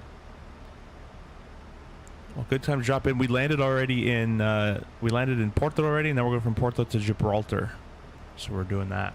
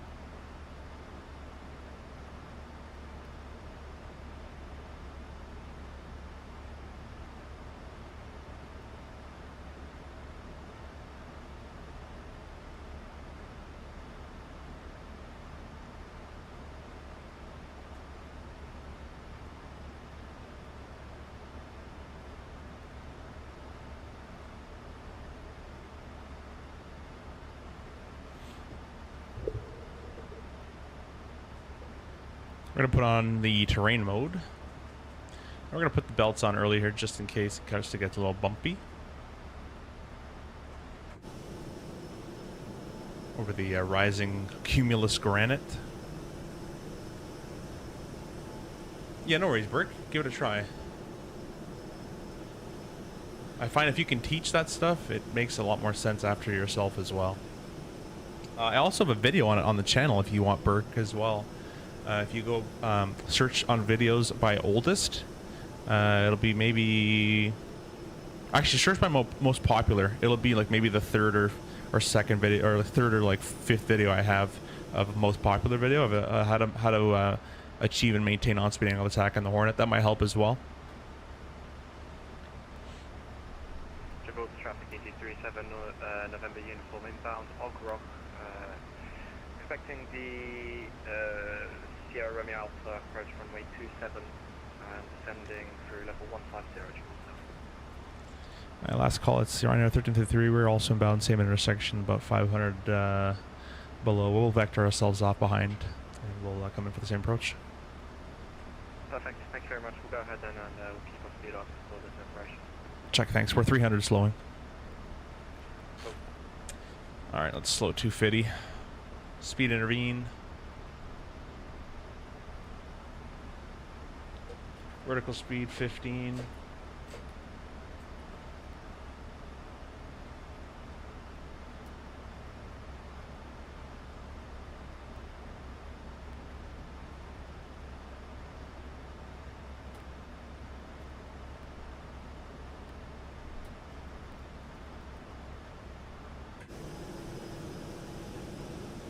There he is.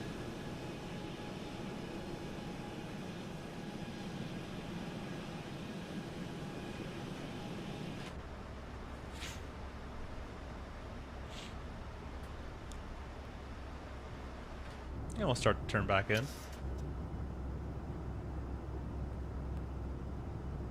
Thanks, Bert. How do you fly 737? Well, you press this button, check that, then you press that if the things are connected, you look at this, and then you press a bunch of these and a bunch of those, and it's kind of important if you want it, I guess. Make sure you push these forward, but only once these are pushed forward a certain number. And then you click the boopity boopies and up, down, left, right.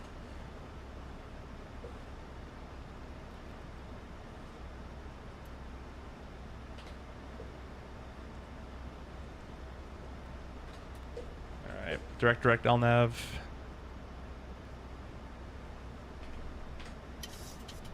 Weird how I didn't build a line. It's fine.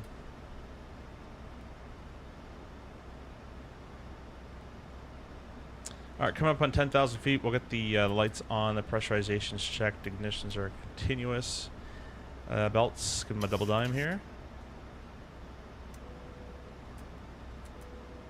Perfect.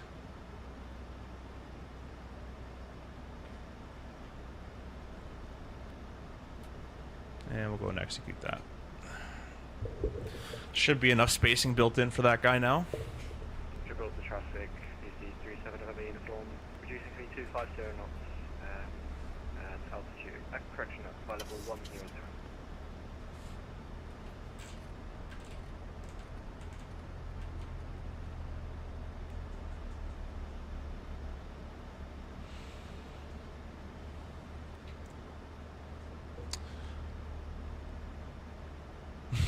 Push button, get banana. Yeah, that's it. That's how we're trained. Now that was a pro flight instruction. Never forget the boopity boopities. Yeah, if you can forget the bippity baps, but you can't forget the boopity boops. Oh, we're getting rocked around. Look at this. Everyone's starting to barf. Everyone's complaining. I'm never flying Ryanair again. They can't avoid turbulence. Oh, look at that. You'd expect more Wingflex now. It does more Wingflex in stable air than it does now.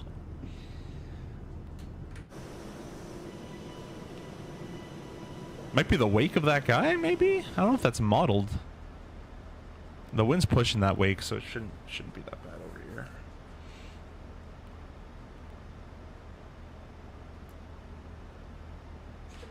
This thing is leaving us quite high. So let's go flight level change.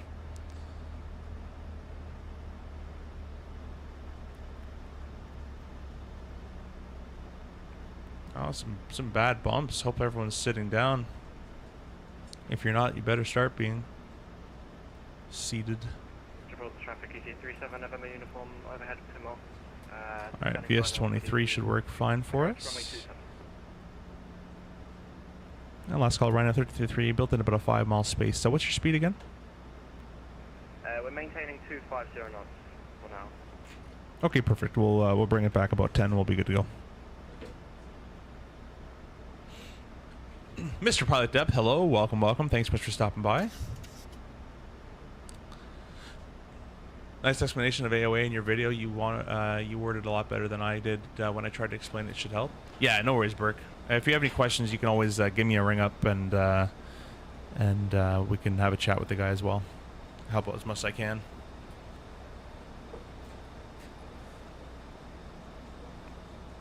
Yeah, speed's starting to fluctuate there.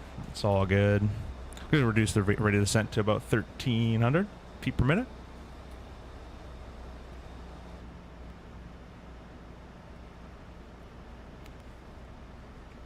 Definitely a bumpy arrival today.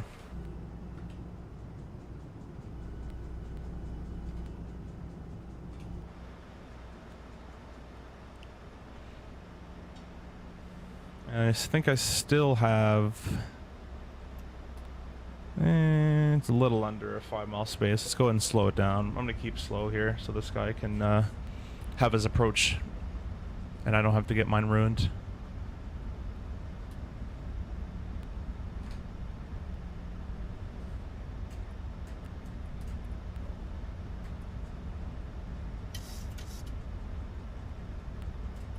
Alright, we'll do about vertical speed 600.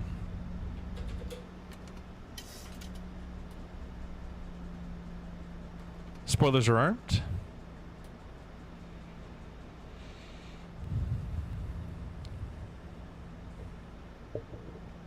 Got a hold set up at up mup. Okay, sounds good. How far are you? You can't be that far away, can you? You don't have to hold. You can probably just get in here.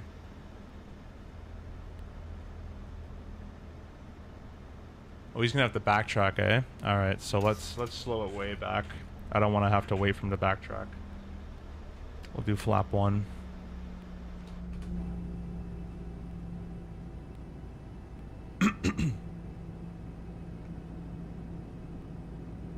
Gibraltar traffic EG37 November uniform, reducing speed 205 knots, and we're on a 10-mile final, Gibraltar.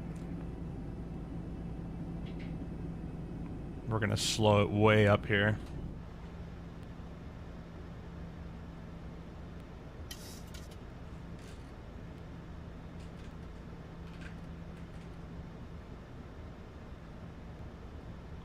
Alright, we're gonna set, let's see what we're doing here. 500 required, that's fine. Can I change this? I guess I can't.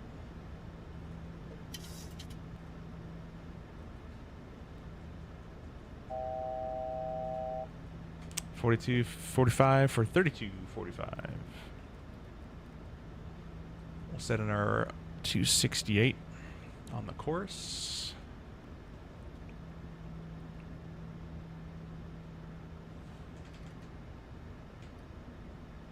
Gibraltar traffic EG37 November uniform, reducing further speed 160 knots till 4 DME, and we are on approximately 7.5 mile final. Alright, I'm gonna vector myself out again just on the 10 here. Just cause I just noticed he has to do a backtrack. That's gonna take a while, so we'll just orbit here on the 10-mile fix. We'll just do one ring around, nice and slow.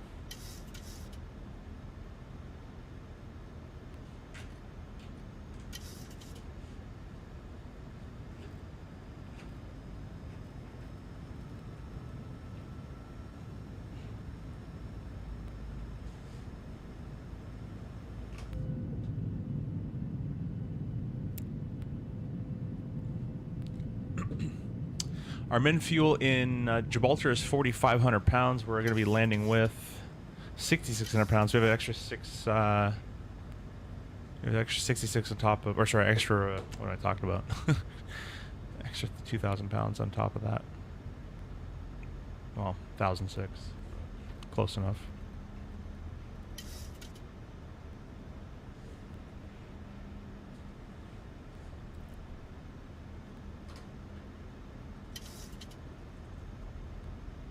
Nope.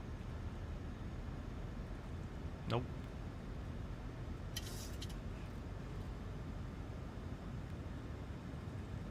Yes. LNAV.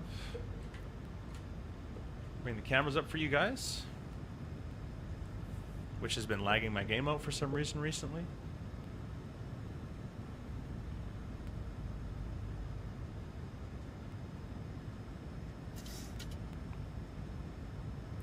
Yeah, he's probably on fine. I was gonna call him, but I'll just let him land. Do you have any plans for any more giveaways? We do. I actually contacted MK Studios about a giveaway on their Porto scenery, but they haven't got back to me just yet.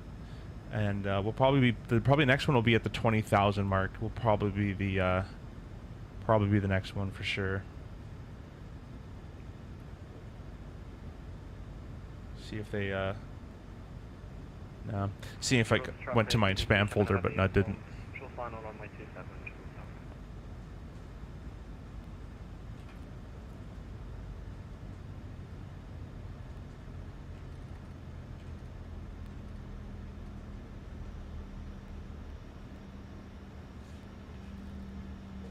Alright, we got VNAV alt armed.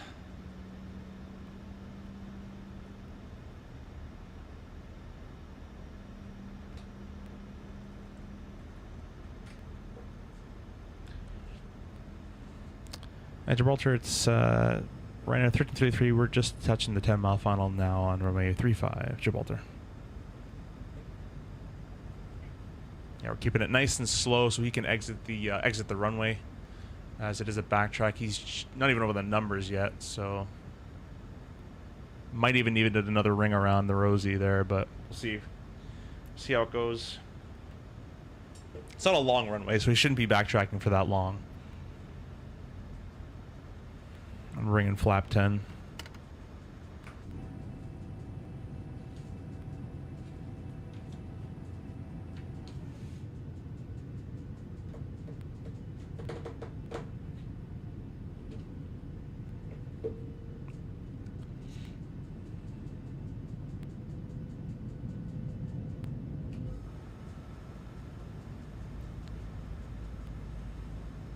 Alright, that path is coming on in now, you can see. I don't think there's an approach mode for this. There shouldn't be, yeah. It's just going to be VNAV and VPath as it comes in.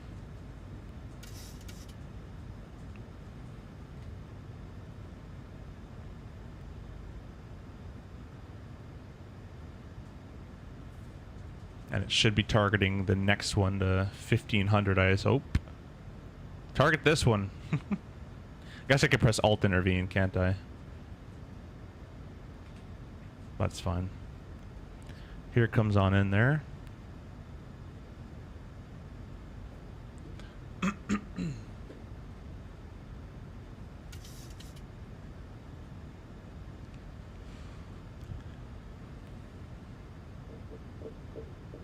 Let's start the recording. There's Gibraltar Hill coming up in the distance there.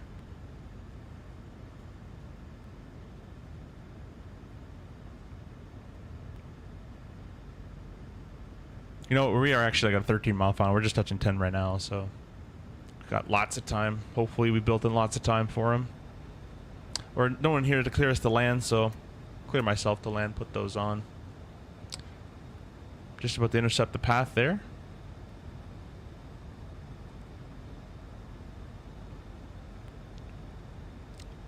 Alrighty, we're gonna grab flap 15 with the gear down.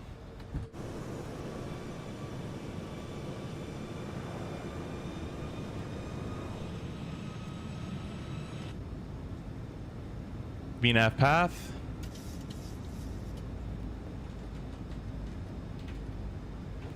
Again, we're slowing up quite a bit because I want him to be able to exit, so that's what we're doing here.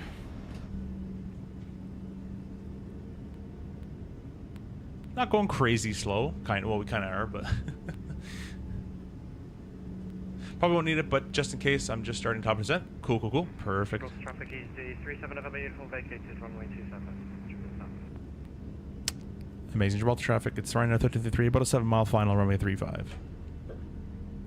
Just to say the AOA is the difference between the chord line and the relative wind. The DP will be happy, and the engineer will probably give me dirty looks for some reason I can't fathom. Yeah. Okay, Lexi says, okay, great. I have that ProDestin mini overhead panel that I would like to donate. Really? That's very thoughtful of you. We can definitely coordinate that if you'd like to ship it out to the winner or something like that. Maybe they have them pay for shipping or something like that. That'd be really, really cool. That's very nice of you to do. Oh, I said 3.5, didn't I? Yeah, it's 2.7. Whatever. I'm thinking of Porto. He knows where I am. I'm on final for a friggin' runway. There's only one of them there. Garden, welcome, welcome. Thanks so much for stopping by. I hope you're doing well. And the sun's right in the face. Could be an IFR approach, basically.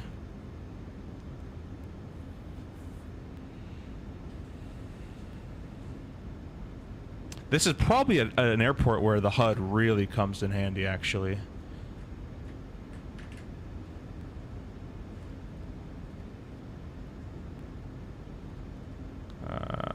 500 or so. 12.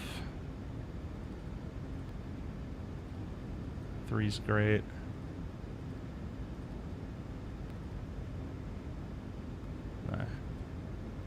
Won't be able to do it here because that needs a.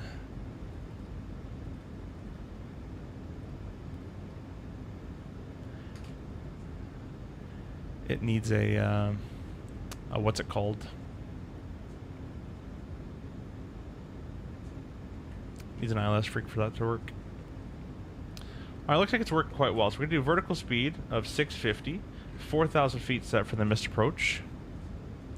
Flap 20, 5.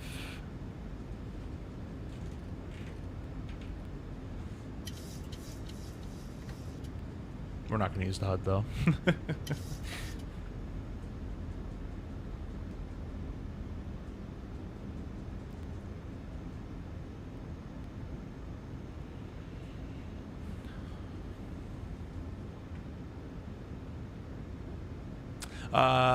No problem. With the B-107, I no longer use protest simulator. Okay, yeah, we can definitely coordinate that. That'd be really cool, Lucky. I appreciate that.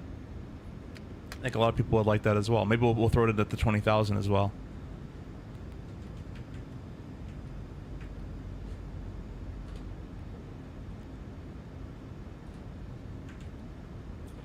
All right, 133, flap 40.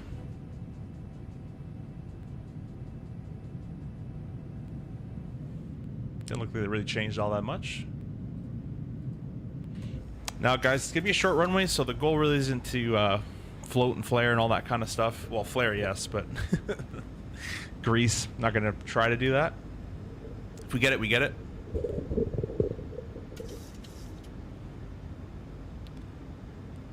I'm gonna press autopilot disengaged. We'll turn our flight directors off.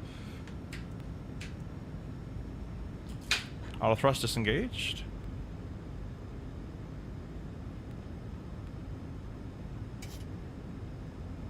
Gibraltar traffic, it's Ryanair 1333, run a 5-mile final, runway 27. Very happy. Diabolical. Wait, did I not lock? Oh, I didn't lock my office chair wheels. 1 second. 500. Check, we're stable. Alright. 400. Yeah, we look severely low, so we're gonna power that up.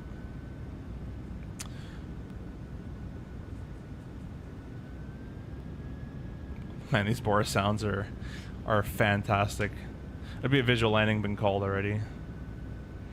Is there even Pappies here? Oh, there are. Yeah, we're soaring crazy, crazy low. Yeah, that makes sense. Let's get back on the center line as well.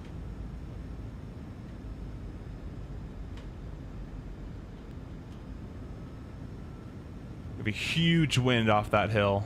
300. 30 knots so far. I'm probably going to try to aim for a 1 white approach. Try to nail our VRF speed as well. 200.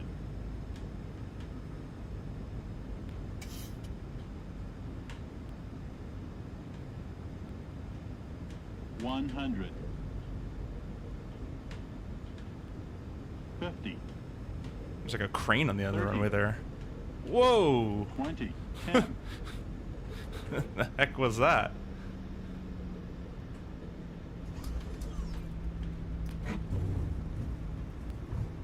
Max reverse. I appreciate it, thank you.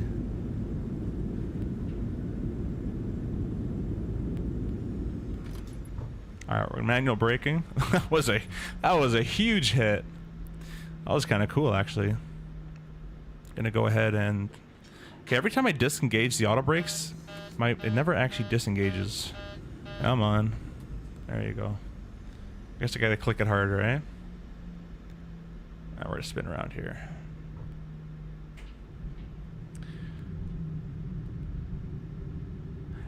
At Gibraltar traffic, it's Ryanair 1333, we're backtracking runway 27.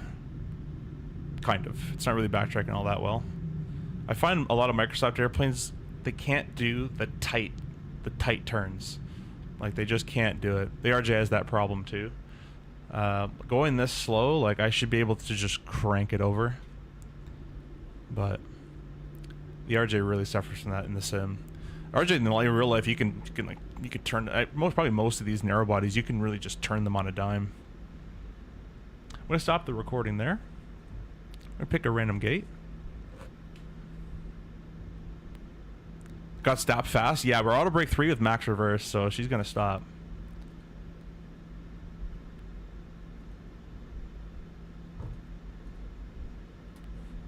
That was a fun approach, though. I know that obviously the mountain creates a lot of turbulence and a lot of stuff. I didn't expect it to actually be modeled in the sim. This is the notorious highway here. All right, we're going to go flaps all the way up. Our AP can get started as well.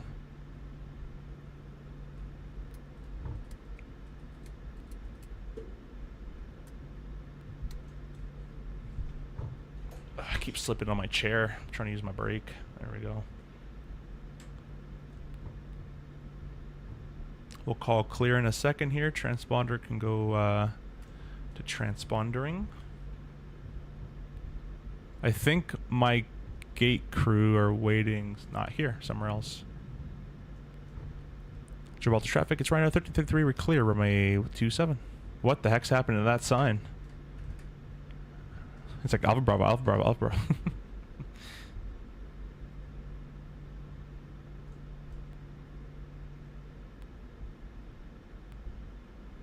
I actually don't know where GSX is sending me. I kind of just picked a random gate. Oh, perfect. I picked the right one. 5. Awesome. We can turn the camera off.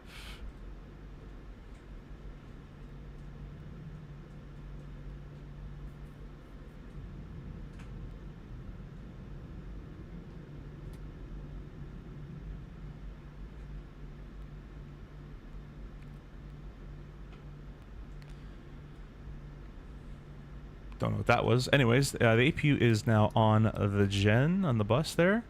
The people are in sight. Taxi light off. Number 1 can come down. APU bleed will be turned on. Weather radar wasn't used, so we'll leave that off as is. I don't know if I really trust that. I'm gonna probably go with this one more because I'm already on the line, so I'm just not gonna listen to him. Nope.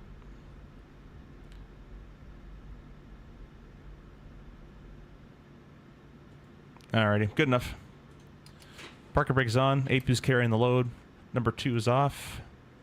The belts are off.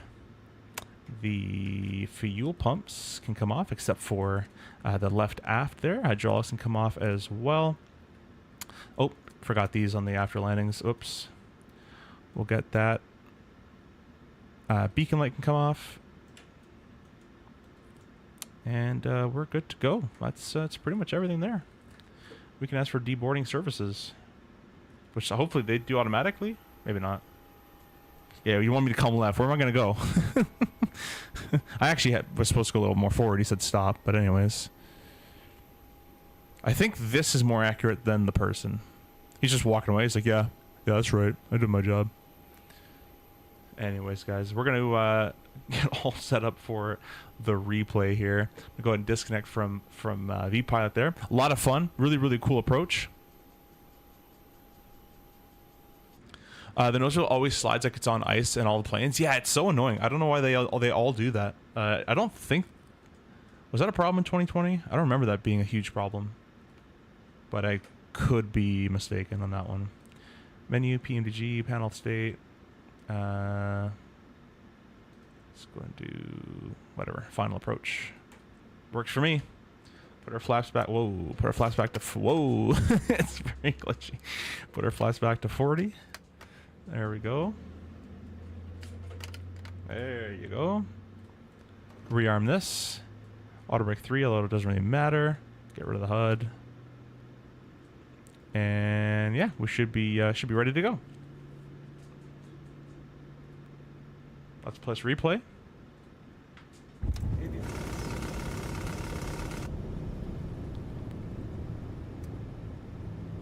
300. Yeah, this whole approach, I think I was definitely low like the entire time. 500, 400. But Yeah, we corrected it. Airspeed low. Airspeed low. Yeah, we got smacked by some wind off this mountain.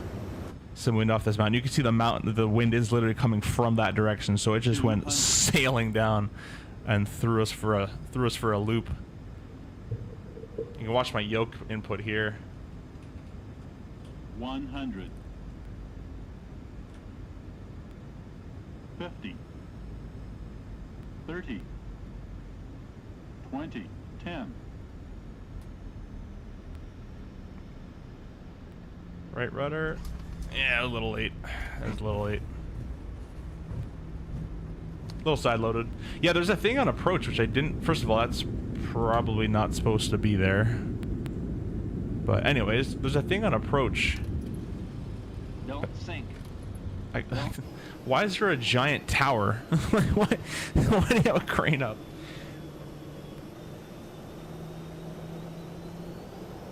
Whoops, didn't mean to do that. Not really a crane, but you know what I mean. This is a beautiful looking approach. I'm gonna put myself over here in the highway. Actually, let's see what the tower view. Tower view should be pretty good. Except PMDG can't model like load in time.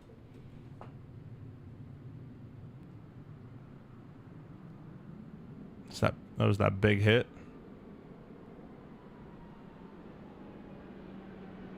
Nice. Beauty. I think that worked out quite well. As best as I could do it. That's my first landing in Gibraltar. I think it went okay.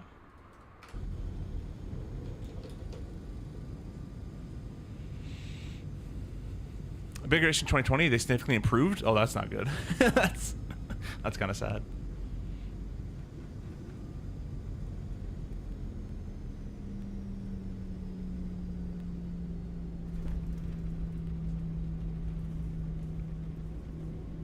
Chase plane.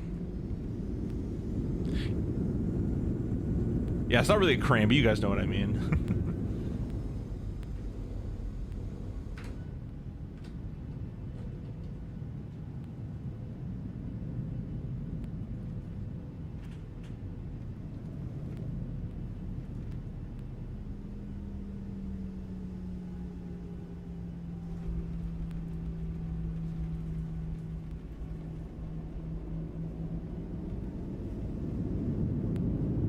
My one spoiler.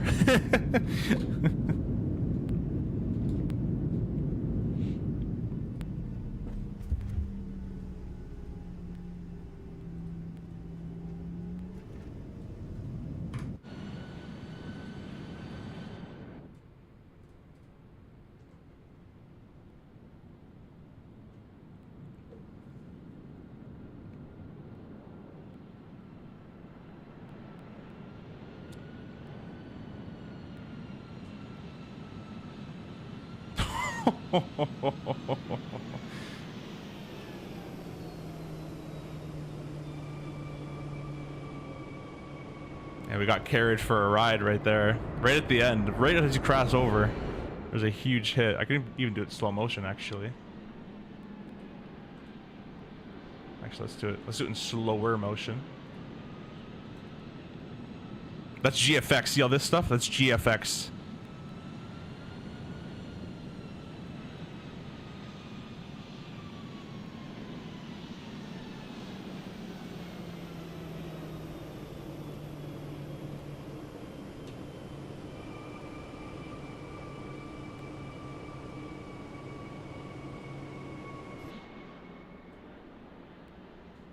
I really wish the gear would work at like different distances.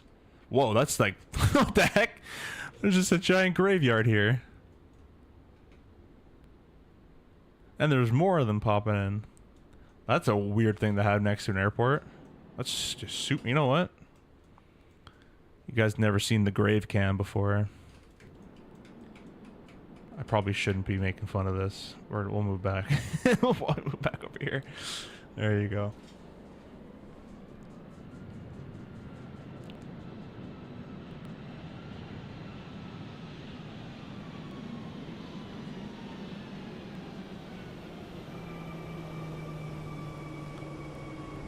Yeah, that gust was crazy at the end there. Very nice, thanks, Alex. Talk about the graveyard base to final. That's it. Literally, what the heck is this? There's all sorts of stuff going on at this airport. I know my fighters, and I don't even know what the heck that is. Almost like it's fake. This is definitely a fake plane. There's no way this exists. Like the giant gear door on the front. What I do want to see, guys, is I'm gonna do another approach, but I want to see this place at nighttime. So let's do it at nighttime as well. I've never seen it at night. Or like dusk as well would be cool. Look how beautiful that looks. 1,000. All right, the replay software is recording, and we are now flying.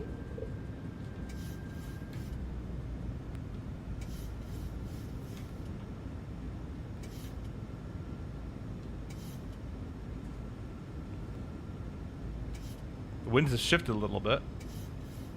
Put the camera back on for you. I'm going to reset our auto brakes here. There we go. And we're going to rearm our spoiler.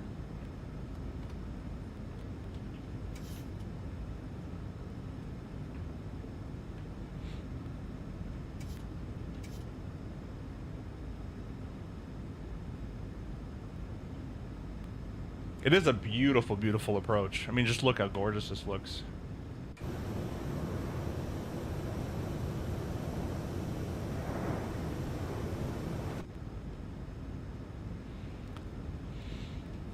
Looks like a Jaguar. I guess it's not like the gear. I don't think looks like that, but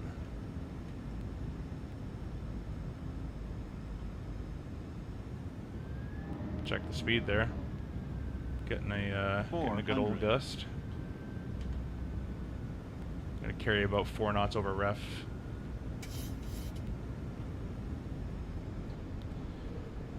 Oh, there's the gusting happening. You see, went to 150 almost. Don't sink. But anytime you bring out power, too low. anytime you bring out power from one of those big headwind increases, be careful. Too low. Because you're gonna need that power back pretty quickly. Too low. Terrain.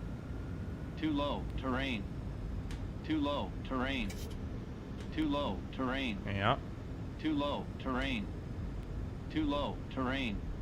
See if we get that big wing thing. There it is. Too low. Terrain. Too low. Terrain. Too low. Terrain. Nice.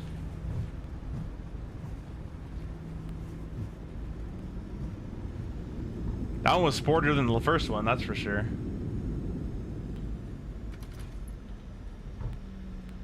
Too low. Terrain.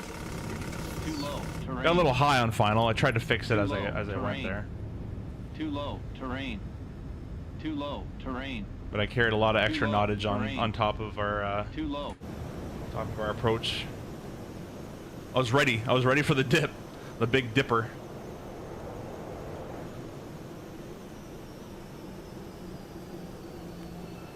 I just saved it.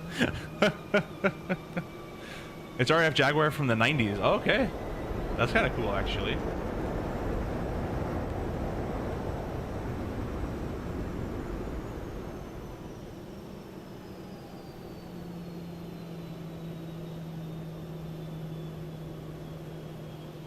It looks beautiful in the nighttime, or in the evening time here.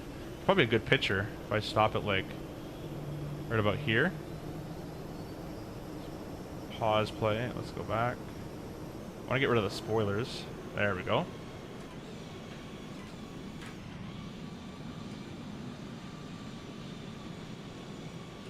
Want to get...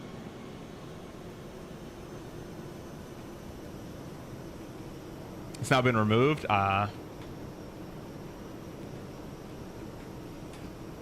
Something like over here. This would be a good screenshot. Maybe.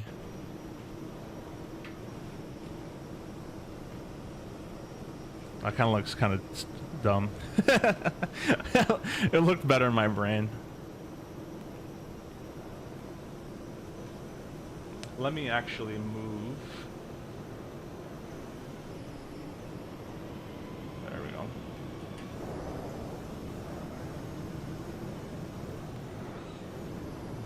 anyways, you guys get the point. Let me give you guys a little cool view here.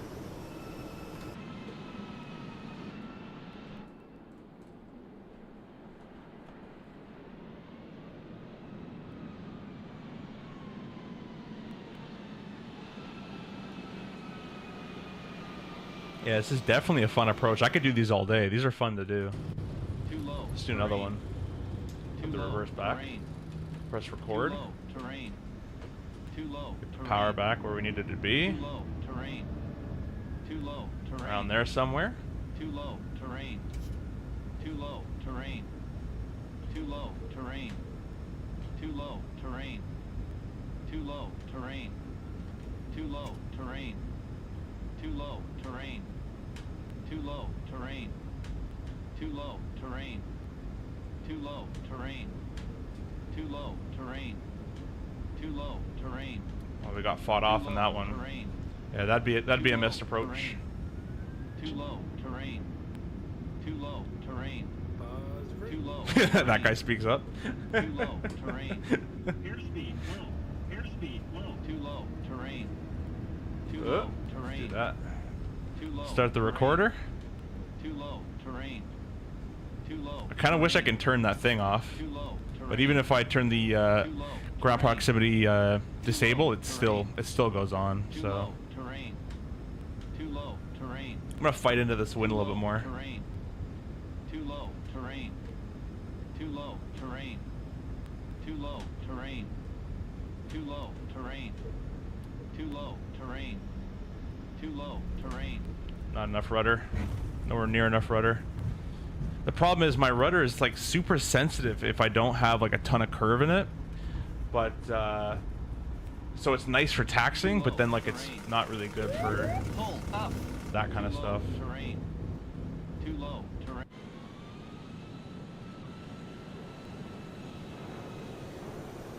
Go on the soccer field on the left. You want to go on the soccer field? Let me see if I can find the soccer field. I put my camera up a little bit on speed so I can zip around a bit faster. Soccer field, soccer field, soccer field. Ah, there it is. A little laggy. I got fences all around this stuff too, eh? You can't even watch.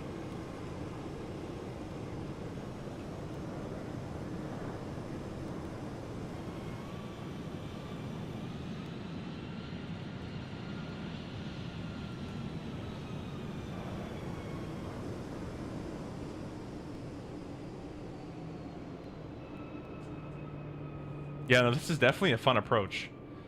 It is challenging. Too low. Terrain. It's scenic. Too low. Terrain. Too low. Terrain. Let's try straight up nighttime. Why don't we? Too low. Terrain. Give myself a little bit more time Too to low. kind of Terrain. get the replay at a Too replay low. mode there. Terrain. Too low. Terrain. Too low. Terrain. Too low. Terrain. Too low. Terrain. Too low. Terrain. Too low. Terrain. Too low. Terrain. Too low. Terrain. Too low. Terrain. Too low. Terrain.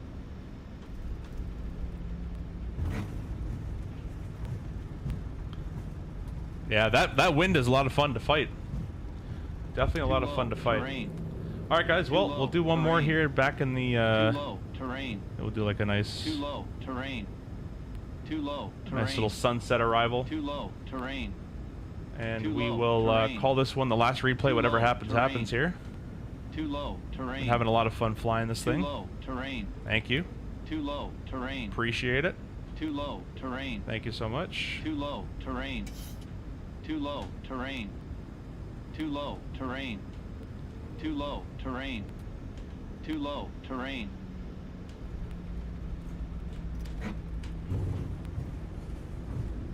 You know what? I added more rudder when that wing dips, and it helps a lot. All right, stop replay there. Too low. Terrain. I don't know if it's gonna show, but when that wing starts to fall at the end there, a lot of rudder actually helped there, quite a bit.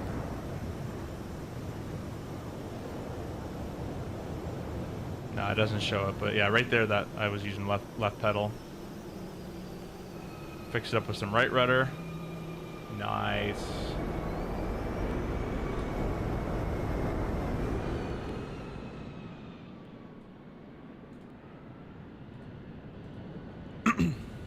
Like the 700, I like it. It's a little expensive, but it's, you know, it's PMDG. It's a good airplane.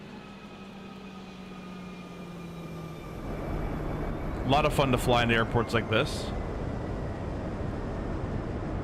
Yeah, too low in terrain brick, right? The understatement.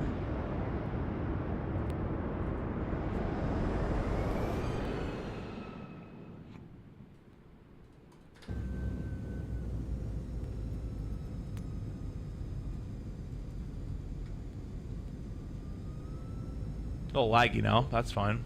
Thanks for the stream. Have a nice day. Thank you so much. Appreciate it.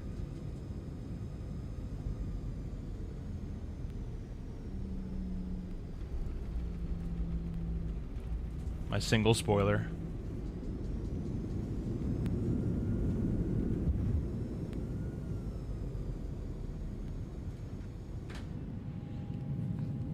Hope you guys enjoyed this stream today. Went from Sevilla to Porto and Porto to Gibraltar. First time landing in Gibraltar. Well, I guess now it's my 4th time landing in Gibraltar, but really appreciate it.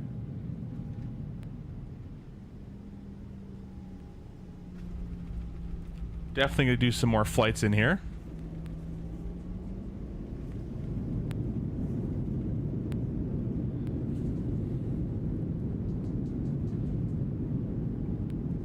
A little laggy.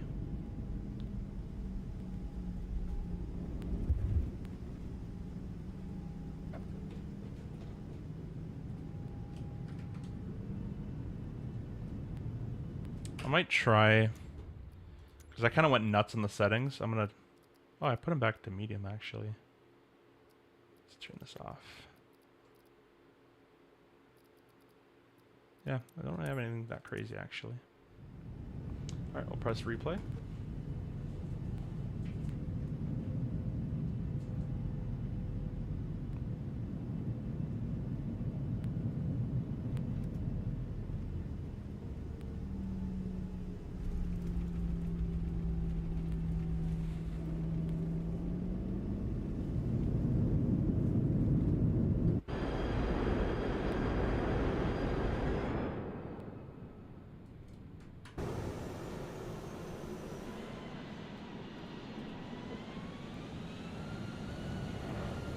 Lufthansa Germany, hello, welcome, welcome. Thanks so much for stopping by and subscribing. Really appreciate it.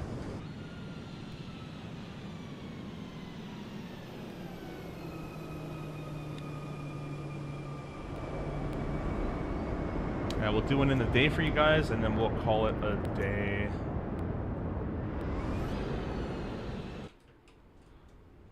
Let's go park near this Jaguar. Wow, it's pretty laggy.